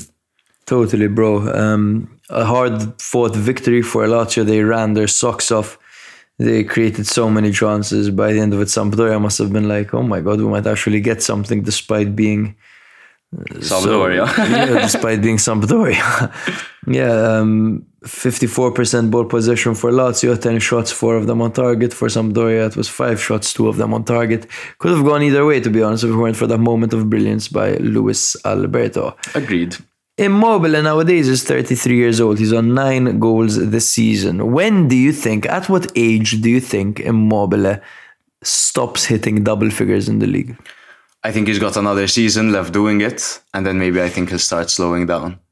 I think as well, we are starting to see, might be harsh, but we are starting to see his efficiency go down a little bit. Like, I know he had his injuries as well, and I'm not saying by any way, shape, means or form that he's not a top striker in Italy, but I do think that within 2 years, we will start to see the decline. And we'll have some early signs of it as well, I think. Fair enough, yes. He certainly isn't as sharp as he was. Perhaps it could be because he's returning from injury. Exactly.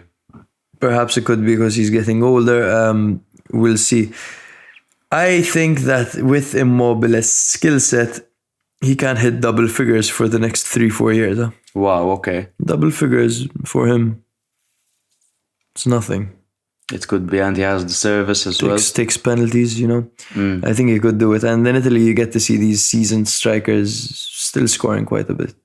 Fair enough. Now, Milinkovic-Savic, bro, he has been involved in just 2 goals in the last 13 games played in Serie A. 1 goal and 1 assist. This is his longest such streak since December 2019. Where he scored 2 goals in 18 appearances. It was between December and July. December 2019, July 2020. So a bit of a dip for him, but... Well, I mean, he didn't have Chiro around. Yeah, exactly. And then Chiro came back and then he missed a bunch of chances. Exactly. So I think there's one man to blame over there. There's also a slight shout that says... Since Luis Alberto is in the team, then maybe Milinkovic-Savic isn't as involved going forward, just for the balance of that midfield as well. I think when you see Vecino, for example, forming part of that midfield, Savic is allowed to go forward much more. But now Luis Alberto, his natural position is playing behind the striker.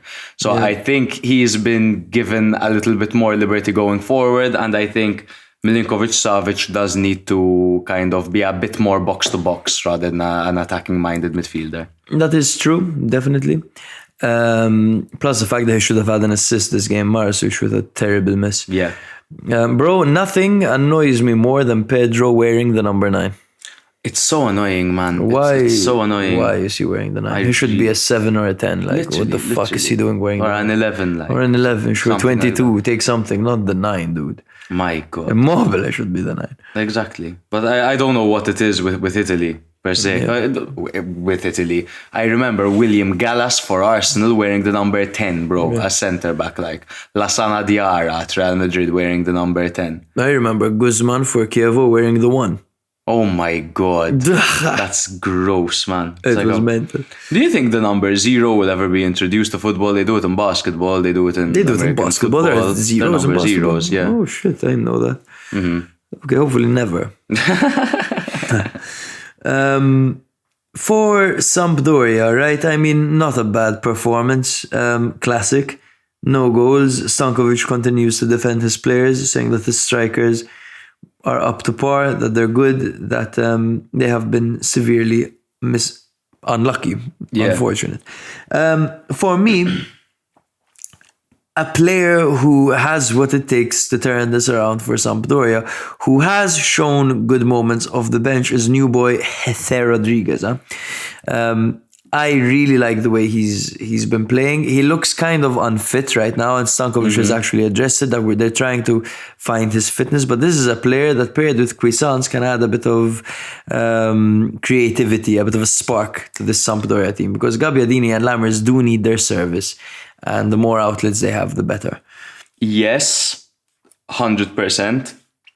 Good addition to the team. However, not a very strategic one, in my opinion. When you look at some of the players they've brought in, including their manager, there's a bit of a lack of Serie A experience over there, which isn't great for a team that is on the verge of relegation. So you have Cuisance, who, he was at Venezia last year, and he was at Venezia this year, so they called him up from Serie B. You have Harry Winks coming from the Prem. You have Jose Rodriguez coming on, that has never smelt the Serie A in his life, and the coach as well, getting him from Serbia. I really don't think there's enough Serie A experience with their additions. They have Serie A experience everywhere else, but that hasn't worked out for them yet. So I do think that they need to be a bit more strategic with who they're bringing in if they want to fight relegation, and maybe bring in some more rincons, so to say, some more experts. Yeah, I mean, it's all about connecting the midfield to the attack that they seem to struggle to do so much. Yeah. You mentioned Serie A experience, it's true. Cuisance does have a season playing in Serie A with Venezia, but he's still an unproven youngster at the end of the day, a former Bayern Munich prodigy, I believe. Yeah. And that's where Hesse might come in as well. Once again, not Serie A proven. Perhaps that's the position where they should have brought in someone with a bit of pedigree. Perhaps a Caprari type player, a Di Francesco type player. Someone to literally connect that midfield to the attack. That's the problem, in my opinion, because you look at Gabbiadini, he seems all right form-wise. Yeah. He's in shape. He's shooting every game. It's just that he's not being put in positions to succeed. And Lammers as well is another striker who doesn't have much Serie A experience. Okay, granted, he came from Atalanta, but he never had a starting role. Exactly. So that was a bit of a risk for them, and it doesn't seem to be paying off. Granted, he had a pretty good game this game, but yeah. No, I think that exactly what you're saying. Their decision-making has just been off when it comes to their recruitment, and I don't think they're in a situation... It's sink or swim right now, and I think they're sinking. I think they're working hard and they're not getting any results because of that, because of the poor decisions that have been made across the board. Yeah. So, yes, it was a hard-fought victory for Lazio, but they got the job done, and they currently sit in 4th with 45 points, while Sampdoria currently sit in 20th with 11 points. Dead last. They've been jumped by Cremonese. Yes, sir. The next game we're going to be covering is Udinese 2, Spezia 2. The previous encounter was also a draw, and that was with the result of 1-1. So Bijol was suspended for this match. Delafeu and Ebosse were still injured, along with Moutinho, Zurkowski, Bastoni, and Home for Spezia. Udinese lined up in a 3-5-2 formation with Silvestri in goal and Mazina, Becao and Newen Perez at the back, with Udogi out on the left, Ezibue out on the right, with Lovric, Wallace and Pereira in the midfield, with Beto and Isaac Success up front. For Spezia, they played a 4-2-3-1 formation. They had Drangowski in goal and the backline of Amian, Ampadu, Nicolau and Reka. Had Borabi and Ekdal in midfield, with Verde out on the right, Jassi out on the left and Agudelo playing behind Inzola, who is back in full fitness. The influence. Yes, sir. In the 6th minute, Inzola opened the scoring. Success lost the ball in a dangerous area. Ekdal found Inzola, who beat a defender for pace, rounded Silvestri and scored. It was a magnificent goal for Inzola. Back with a bang, really showing us what he has in his locker. Sometimes maybe good, sometimes maybe shit. In the 22nd minute, Beto got an equalizer. Success played Beto through well, and Beto dribbled past Drangowski and netted. The linesman deemed the goal to be offside, but VAR found that Beto timed his run to perfection. It was actually the heel of the defender that kept Beto onside marginally. In the 55th, in the second half, Pereira scored, making it 2-1 for Udinese. Lovric found Pereira inside the area, who controlled and punted the ball into the back of the net, beating Drangowski with a snapshot. Again, that's where you need Pereira. You need him in the midfield, you need him around the box, and that's where he'll perform. In the 72nd minute, Inzola got his second of the match and got an equalizer for Spezia. It was a fantastic, quick and slick counter-attack for Spezia, which ended with Agudelo playing Inzola through, who finished into Silvestri's near post.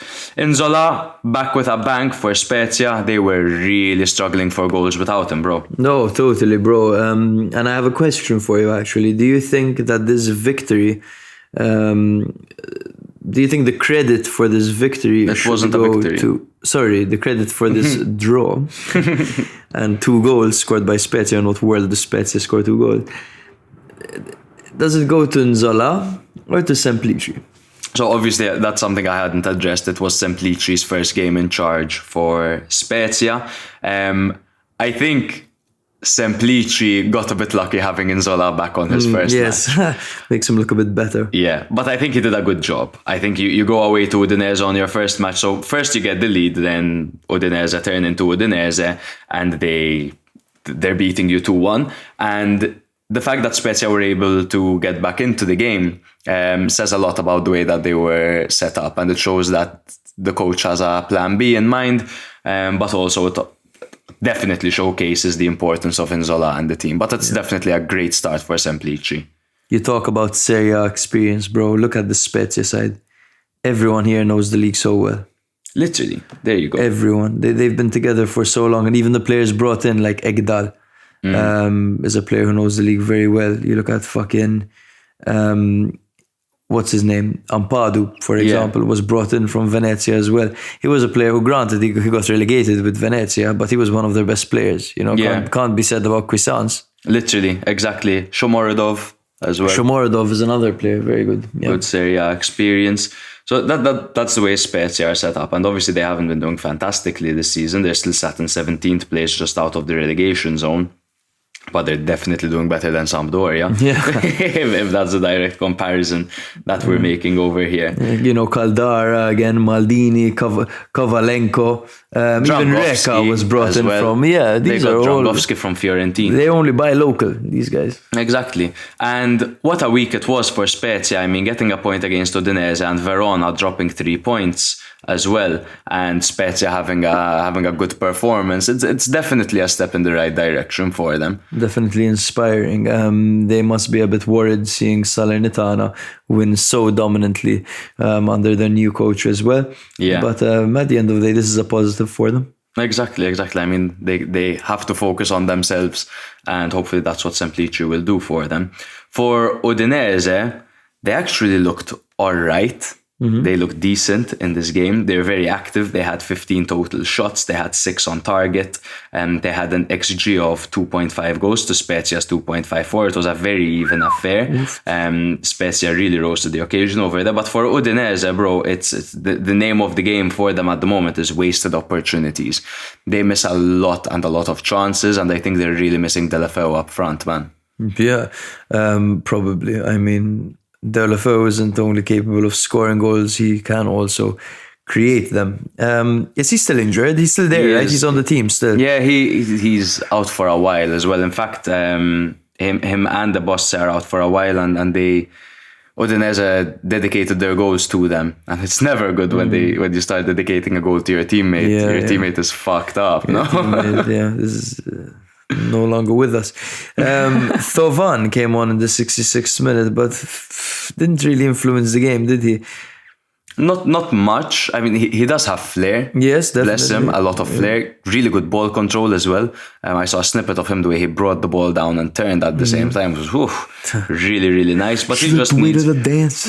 I think he just needs time to settle into the league and to settle into Udinese. I think Udinese must be one of the most difficult teams to settle into because they almost seem like they're not settled into themselves. That's a fucking fair enough point.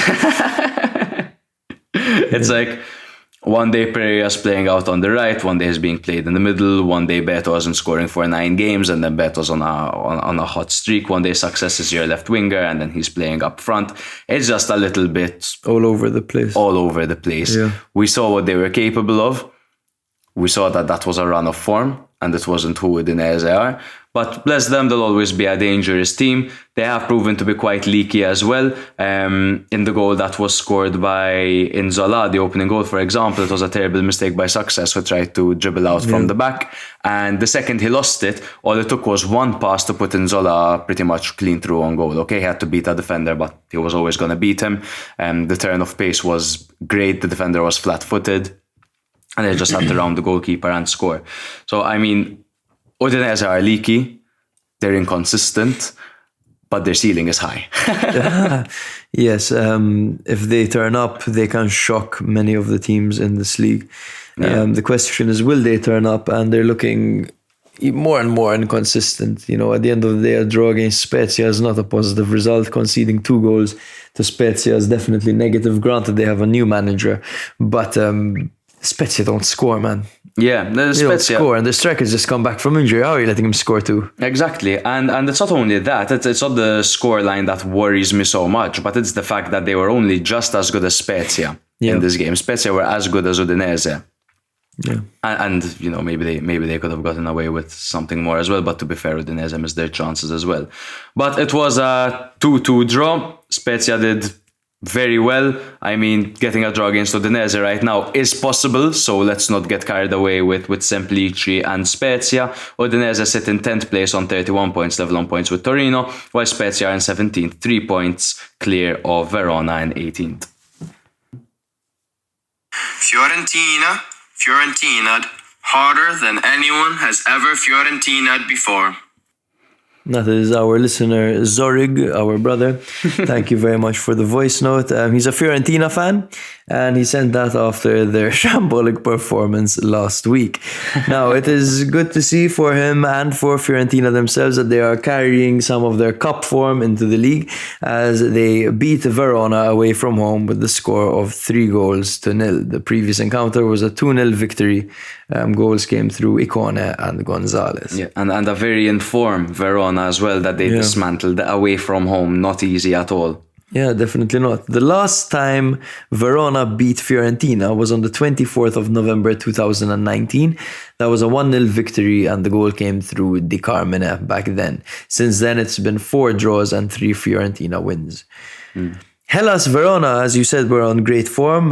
They were unbeaten at home in 2023, along with Empoli, Napoli, and Roma. They were the only 4 teams who were unbeaten in 2023. At home? Yes, at home. Now, Verona had Miguel Veloso out, along with Milan Juric, Tomas Henry, and Hrustic. For Fiorentina, it was Milenkovic who was doubtful and in fact did not feature this game. Now, Verona lined up with a 3-4-1-2 formation with Montipo on goal, Davidovic, Hien and Magnani at the back with Doig on the left and Faroni on the right. Duda and Tameze were in the middle with Lazovic in the trequartista role with Lasagna and Ngonj up front. I forgot to mention, of course, this game was Duda against Dodo, which is an interesting thing to see. For Fiorentina, it was a 4-2-3-1 formation with Terracciano in goal, Dodo on the right and Terzic on the left with Igo and Martinez Quarta as the centre-back duo. Mandragora and Amrabat were the midfield double pivot with Jonathan Icone playing on the right wing, Nico Gonzalez on the left wing, Barak in the trequartista position and Cabral up front. The first goal came in the 12th minute when Icone did Davidovic for pace, as he did many times in the opening moment of this game, and he squared it to Barak, who spanked it into the top right corner. Il ruolo del ex. Always and consistently. Now, Barak's best season was with Hellas Verona, actually. He had 11 goals in 29 games, but he has also scored 4 in 5 games against Hellas Verona. My God. And a few of those goals came in his Udinese days as well. Yeah. The second goal came in the 38th minute. It was a left-footed volley from a corner by Cabral. The corner was given by Mandragora. This was his 5th Serie A goal of the season. Prior to this, Lasagna missed an open header, which was set up wonderfully by Lazovic. Lasagna missing seems to be a theme this game. He should join Lazio. Now, in the 86th minute, Hellas almost got one back and would have climbed their way into the game and potentially set the way for a dramatic ending. But Gage hit the post with his header. He couldn't quite get it in. Gage has grown, huh? He has grown. He's looking good, bro. Mm-hmm. He's looking good. He's looking dangerous. They're finding him. The second he starts finishing them, they're going to be a much more dangerous team. I think we'll see more from Gage in the future. I think so as well. I wonder if this is the Saju effect, but we'll see. In the 89th minute, it happened, man. It happened. Yep. Cristiano Biraghi, dude. My God. Madonna, Free kick Madonna. from inside his own half. His teammates down, being helped by opposition players. The referee deemed it legal. He kicked the ball. He shot the ball from his own half over the goalkeeper and into the back of the net. Montipo must be fuming, and that is 3-0 for Fiorentina away from home in a very difficult game. Yeah. If there's anyone that can score that goal, it's Biraghi, man. Biraghi, you know? It's Biraghi. Yeah. That's why you take him off. Was it unsportsmanlike? That was his first goal of the season, by the way. It was his first goal of the season, and he also missed a penalty earlier. That's why you take him off. Was it unsportsmanlike? We've definitely seen worse. We have definitely seen. But was it unsportsmanlike? Yes. Yes, for sure, right? You know, your teammate is still down, but technically, if the referee gave you the green light, then you can do whatever the fuck you want. No? I mean, so many things are unsportsmanlike in the sport. You know, Cremonese putting all their players in the box for a victory and relying on a penalty on a counter attack to win is unsportsmanlike. No, I guess. You know, I'd say that as a human, it is a little bit unsportsmanlike. But he was well within his rights to do it, man. The referee deems it legal, you fucking do it. You know what I mean? Right, it's not like they had to play fair play or play the ball back to the opponents. They had a free kick. The referee said play. His teammate was still down. Sure, he was being helped, but the guy helping him wouldn't have stopped the fucking ball from hitting the back of the net over there. So it doesn't bother me, man. It really doesn't bother me. The celebration was unsportsmanlike. The celebration was weird. Pushing his teammates away, man. Shouting in their face, like, get away from me. Oh, that was his moment, man. What the fuck? Yeah. That's a main character. Get the fuck away from me. I just scored from half pitch. I'm the guy. I'm that guy. Right, man. Come on. Yeah. He came off the bench and did that. I'd fucking punch my teammates in the dick if they came anywhere near me after I scored that goal. Like, fucking kiss my boots. Do you think that having Cabral and Jovic on the same team is a good thing or a bad thing for Italiano? I think you can definitely have players that are more consistent within the team. I definitely think that he could have two strikers that give you something a little bit different, because it's kind of like for like at the moment with the two of them. Cabral is bigger and stronger, but he's not too different to Jovic in that sense. Jovic gives you a very similar kind of play style. He's a smaller build with a better finish, Jovic. Yeah, they're both in the box strikers. They're both finishers. They're both target men. You know what I mean? It wouldn't hurt if they had like for example, Cabral Piontek was a really good mix. For example, I don't think it's necessarily a bad thing. It's just Jovic is on terrible form and Cabral's needing to step in. I think Jovic is the worst thing that has happened to Cabral. Because Cabral is the type of player that needs minutes, he needs consistency, he needs game in, game out, game in, game out. And the same thing goes for Jovic. So I think they get in each other's way, man. I think they stop each other's momentum constantly. And the fact that none of them have cemented their role as a starter is a never-ending vicious cycle. The fact that, they can't find their footing because they're not playing, and they're not playing because they can't find their footing. And it can be quite, I think, frustrating for Italiano, for Cabral, and for Jovic. Yeah, especially when they're... Cabral seems to be overcoming it more than Jovic is, though. Yeah, I think at the moment you start Cabral over Jovic. For sure. Now, there's obviously the argument of play Jovic as much as you can, so he gets more experience and he'll start getting goals. But when you look at 24 matches into the season and he still hasn't quite picked it up, and he was your big money signing in the summer, big money, as in like it was your star signing in the summer, then I'm afraid it's bad news, man. He just hasn't kind of hit the ground running. There's always next season, but this season Fiorentina are really kind of feeling the effects of that lack of a striker. Yeah. Is Kevin Lasagna good enough for Serie A? No, right? I think there are better strikers in Serie B, dude. 100%. Like Lapadula. Yeah, but better, Koda. Yeah, but better strikers and better wingers as well. Because one thing he has, bless him, is he's versatile. But then would I rather have him as my winger or have Dennis Mann as my winger? Yeah, you know what I definitely mean? Dennis Mann. 100% Dennis Mann. So no, I don't think he's good enough for Serie A. Yeah, it seems like he's good. He breaks through. He gets in the opportunity. He enters the hole, but he's not gonna fucking finish. No. Two interesting stats for Hellas Verona. Hien, their centre back, has the most recoveries in 2023 in Serie A, and Doig, their fullback, has the most dribbles for a defender in 2023. Okay, interesting. So yes, good form for them. Quite a spill. In this case, they have lost 3-0 at home to Fiorentina. But, judging by the way things are going overall, I don't think they'd be too upset about this, and they'll just move on to the next game. Yeah, I think so. I'm keen to know who their next match is against, and that is against Spezia. That's massive. That's massive. Oh, cancel your plans, ladies and gents. That's and after that, they face Monza. Very good couple of games. Yes, Fiorentina have climbed to 12th with 28 points, while Verona sit in 18th with 17 points. Yeah, they could still comfortably make top 10, Fiorentina. There's still a lot of time left and there isn't a massive gap over there. Yeah, and I really hope they continue their European form, and I've really enjoyed watching them in Europe as well. Yeah, they're a nice little squad. The next game we're going to be covering is another upset. It was Salernitana 3, Monza 0. The previous encounter was a 3-0 victory for Monza, so Salernitana have now taken it to penalties. Sousa lost 2-0 to Lazio on his debut, and here had to do without William Troost-Ekong Fazio and suspended Dylan Bron, plus Boulaye not being fully fit. Monza suffered their first defeat of 2023 against Milan and went into this game with Marlon, Birindelli, Rovella all banned. Cranio got his first Serie A start for the club, having now only played in the Coppa Italia. Not a great game to fucking feature for your first time, man. Yeah.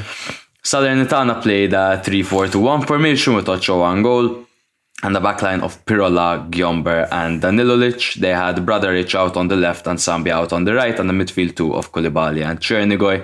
Then they had Kandreva playing as a left winger, Castanos as a right winger, and Piontek up front. Few changes over there. Yeah. For Monza, they played their 3-4-2-1 formation. Also, like for like, they had Cranio on goal and the backline of Itzomari and Caldirola. They had Churi out on the right, Carlos Augusta out on the left, and Mashin and Sensi in the middle, with Pessin and Caprari playing on the shoulders of Gitkier. So the first half saw quite a bit of end-to-end stuff in this game. We saw a couple of good saves as well by Ochoa, who was back in Salernitana's squad under Sousa. However, in the 52nd minute, Salernitana opened the scoring through Koulibaly. It was a lovely curling strike into the top corner. Nothing Cranio could have done to keep it out. Good to see Kandreva obviously getting involved over there and providing the assist for this goal. In the 65th minute, Castanos made it too. It was an attempted cross that was blocked on a counter-attack. The ball bounced very kindly for Castanos in acres of space, who volleyed the ball into the top corner, leaving Cranio rooted to the spot. He couldn't have hit it better. Yeah, Castanos over there. Yeah, those are already two amazing goals. Literally, man, literally. And Salernitana, this was like prime Salernitana that we saw. In the 71st minute, Kandreva scored in his new position. It was Piontek's shot that was saved by Cranio and into the path of Kandreva, whose rebound bounced in off the crossbar, approved by goal line technology. Piontek, to be honest, was greedy to go for a goal and should have played the ball to Kandreva in the first place, but luckily for the Italian, the ball fell right to him after the shot was failed. In the 83rd minute, Piontek dribbled past Cranio, who was way off his line, but couldn't hit the target with his finish. His shooting boots have been really off, particularly in this game. In the 87th minute, Donati received his marching orders after getting his second yellow card due to a handball. I mean, you look at the stats for this game, bro. Salernitana had 38% ball possession to Monza's 62% ball possession. Salernitana had 12 shots, 5 on target, whilst Monza had 15 shots, 4 on target. However, the XG for Salernitana was higher, 2.43, whilst the XG for Monza was 1.39.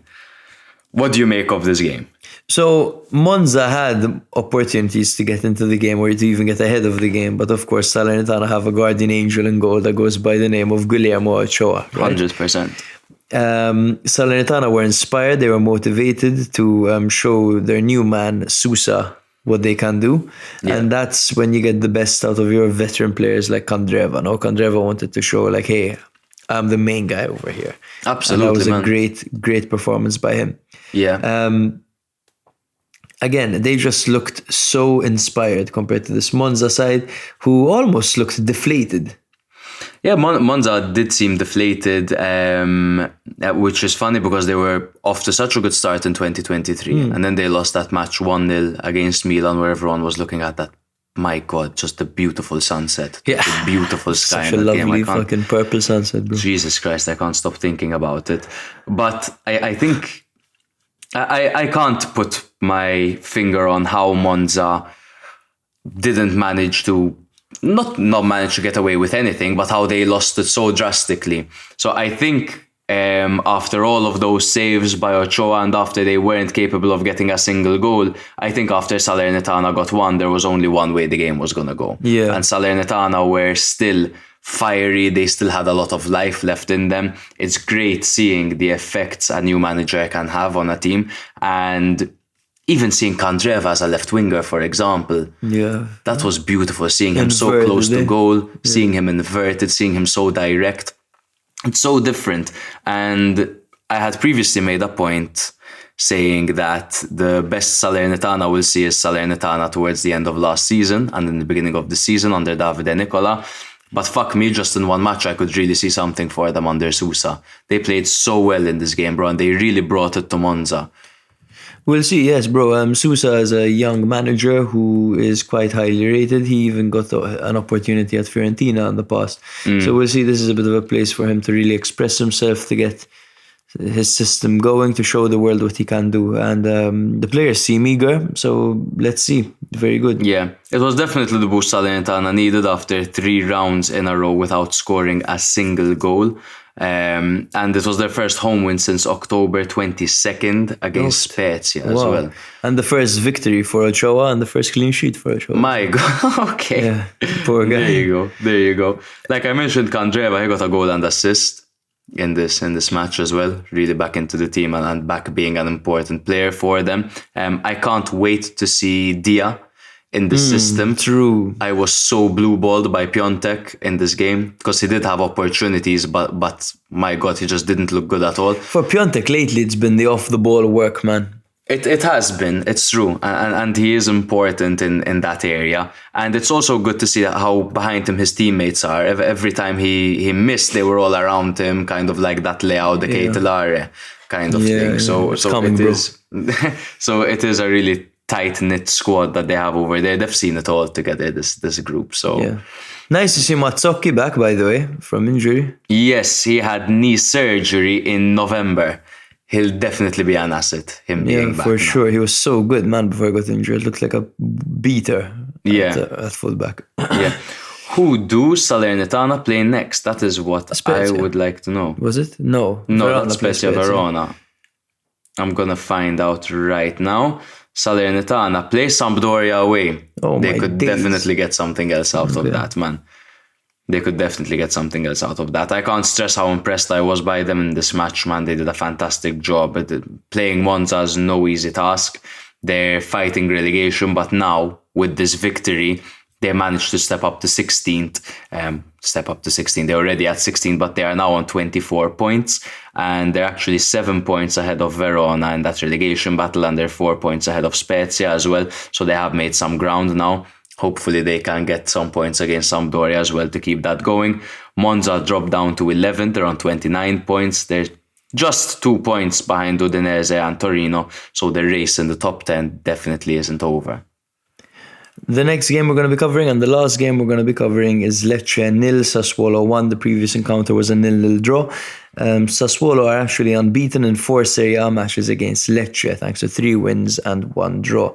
Lecce have earned 19 points in 11 Serie A games since last November. Over this period, only Napoli, Juventus and Inter have picked up more. Jesus. Yeah, so Lecce have been fucking super. So surprising, man. Yeah. They were missing Di Francesco, Dermaku and Pongracic this game, while Sassuolo were missing the suspended Lauriente, Muldur and Toljan.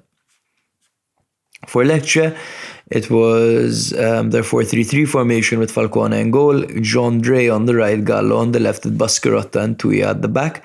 Malek, Hjulmand and Blin were in the middle, with Banda as the left winger, Strefezza as the right winger and Cisse up front. For Sassuolo, it was a 4-3-3 formation to mirror Lecce's. Consili was in goal with Zorte out on the right, Rogerio on the left, Ruan and Ehrlich at the back. Frattesi, Obiang and Henrico were in the middle, with Berardi as the right winger, Bayrami as the left winger and Defrel up front. Defrel is starting to seem like a staple in this team now. We really haven't been seeing Pinamonti. I think he's one of those players that impresses in training. You know, that the fans hate, you know, they can't get it. Because personally, I don't know, Defrel leaves a lot to be desired. I mean, I'm sure it's his work ethic probably that's appreciated, his off the ball work, you know what I mean? Because at the end of the day, look at Pinamonti and Alvarez, they're way more capable when it comes to I'm so pure footballing technique. By Alvarez, I would really like to see more of him. I think he could be really good for Sassuolo. Yeah, didn't even get a sniff of this game. But in the first half, it started off with Bayrami missing a one-on-one from an awkward angle. It was a great save by the Falcon in goal. Shortly after that, there was a Banda bicycle kick that was extreme. That was ridiculous. Did you see the bicycle? It was over the top. He knocked the ball up and he went for a crazy, audacious bicycle kick, just skying it. Would have been a great goal. Then at the end of the first half, Ruan missed an open header where he totally outjumped his man. He was totally alone. Everything was correct. The jump, the way he moved his head, everything was perfect, but he missed the target.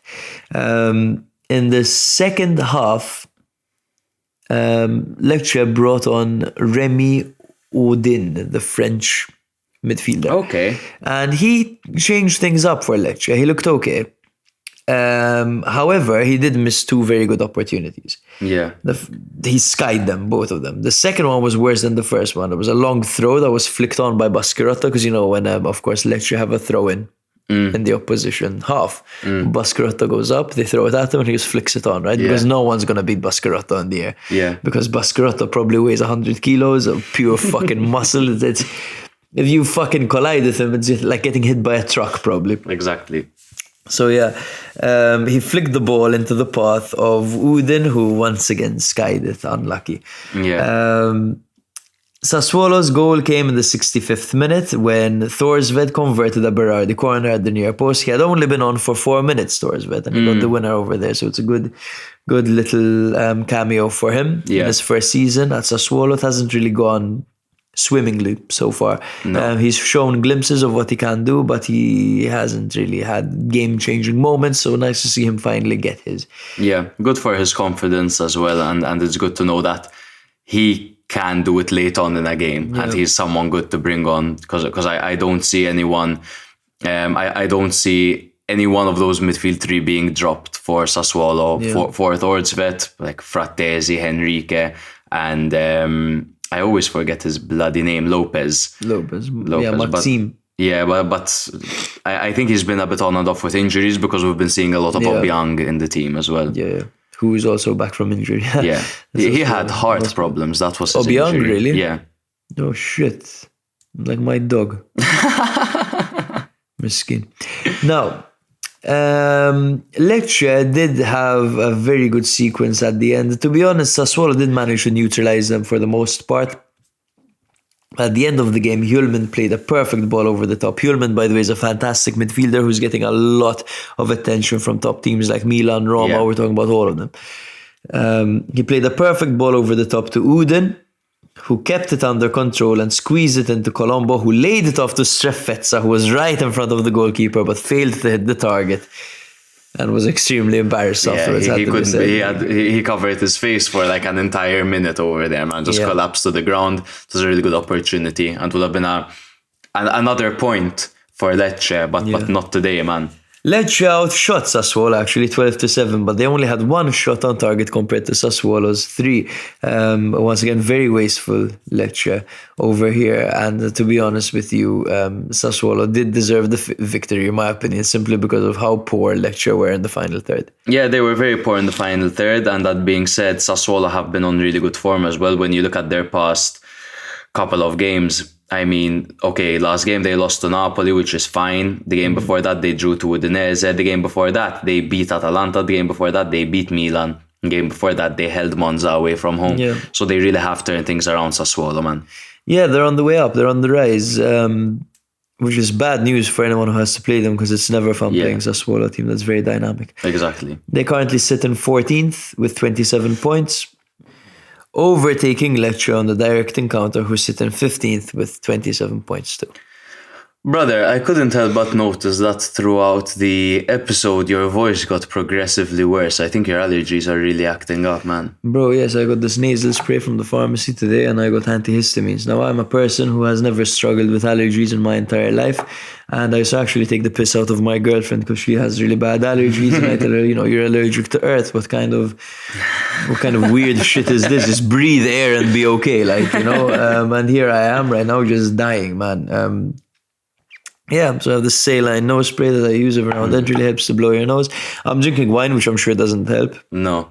Careful with that nasal spray, huh? No, it doesn't have steroids in it. Okay. It's not the shit that Mike's addicted to. Yeah. Exactly. I know some people that have gotten very addicted to nasal spray. And apparently it makes it worse. Yeah. In the long run. Yeah.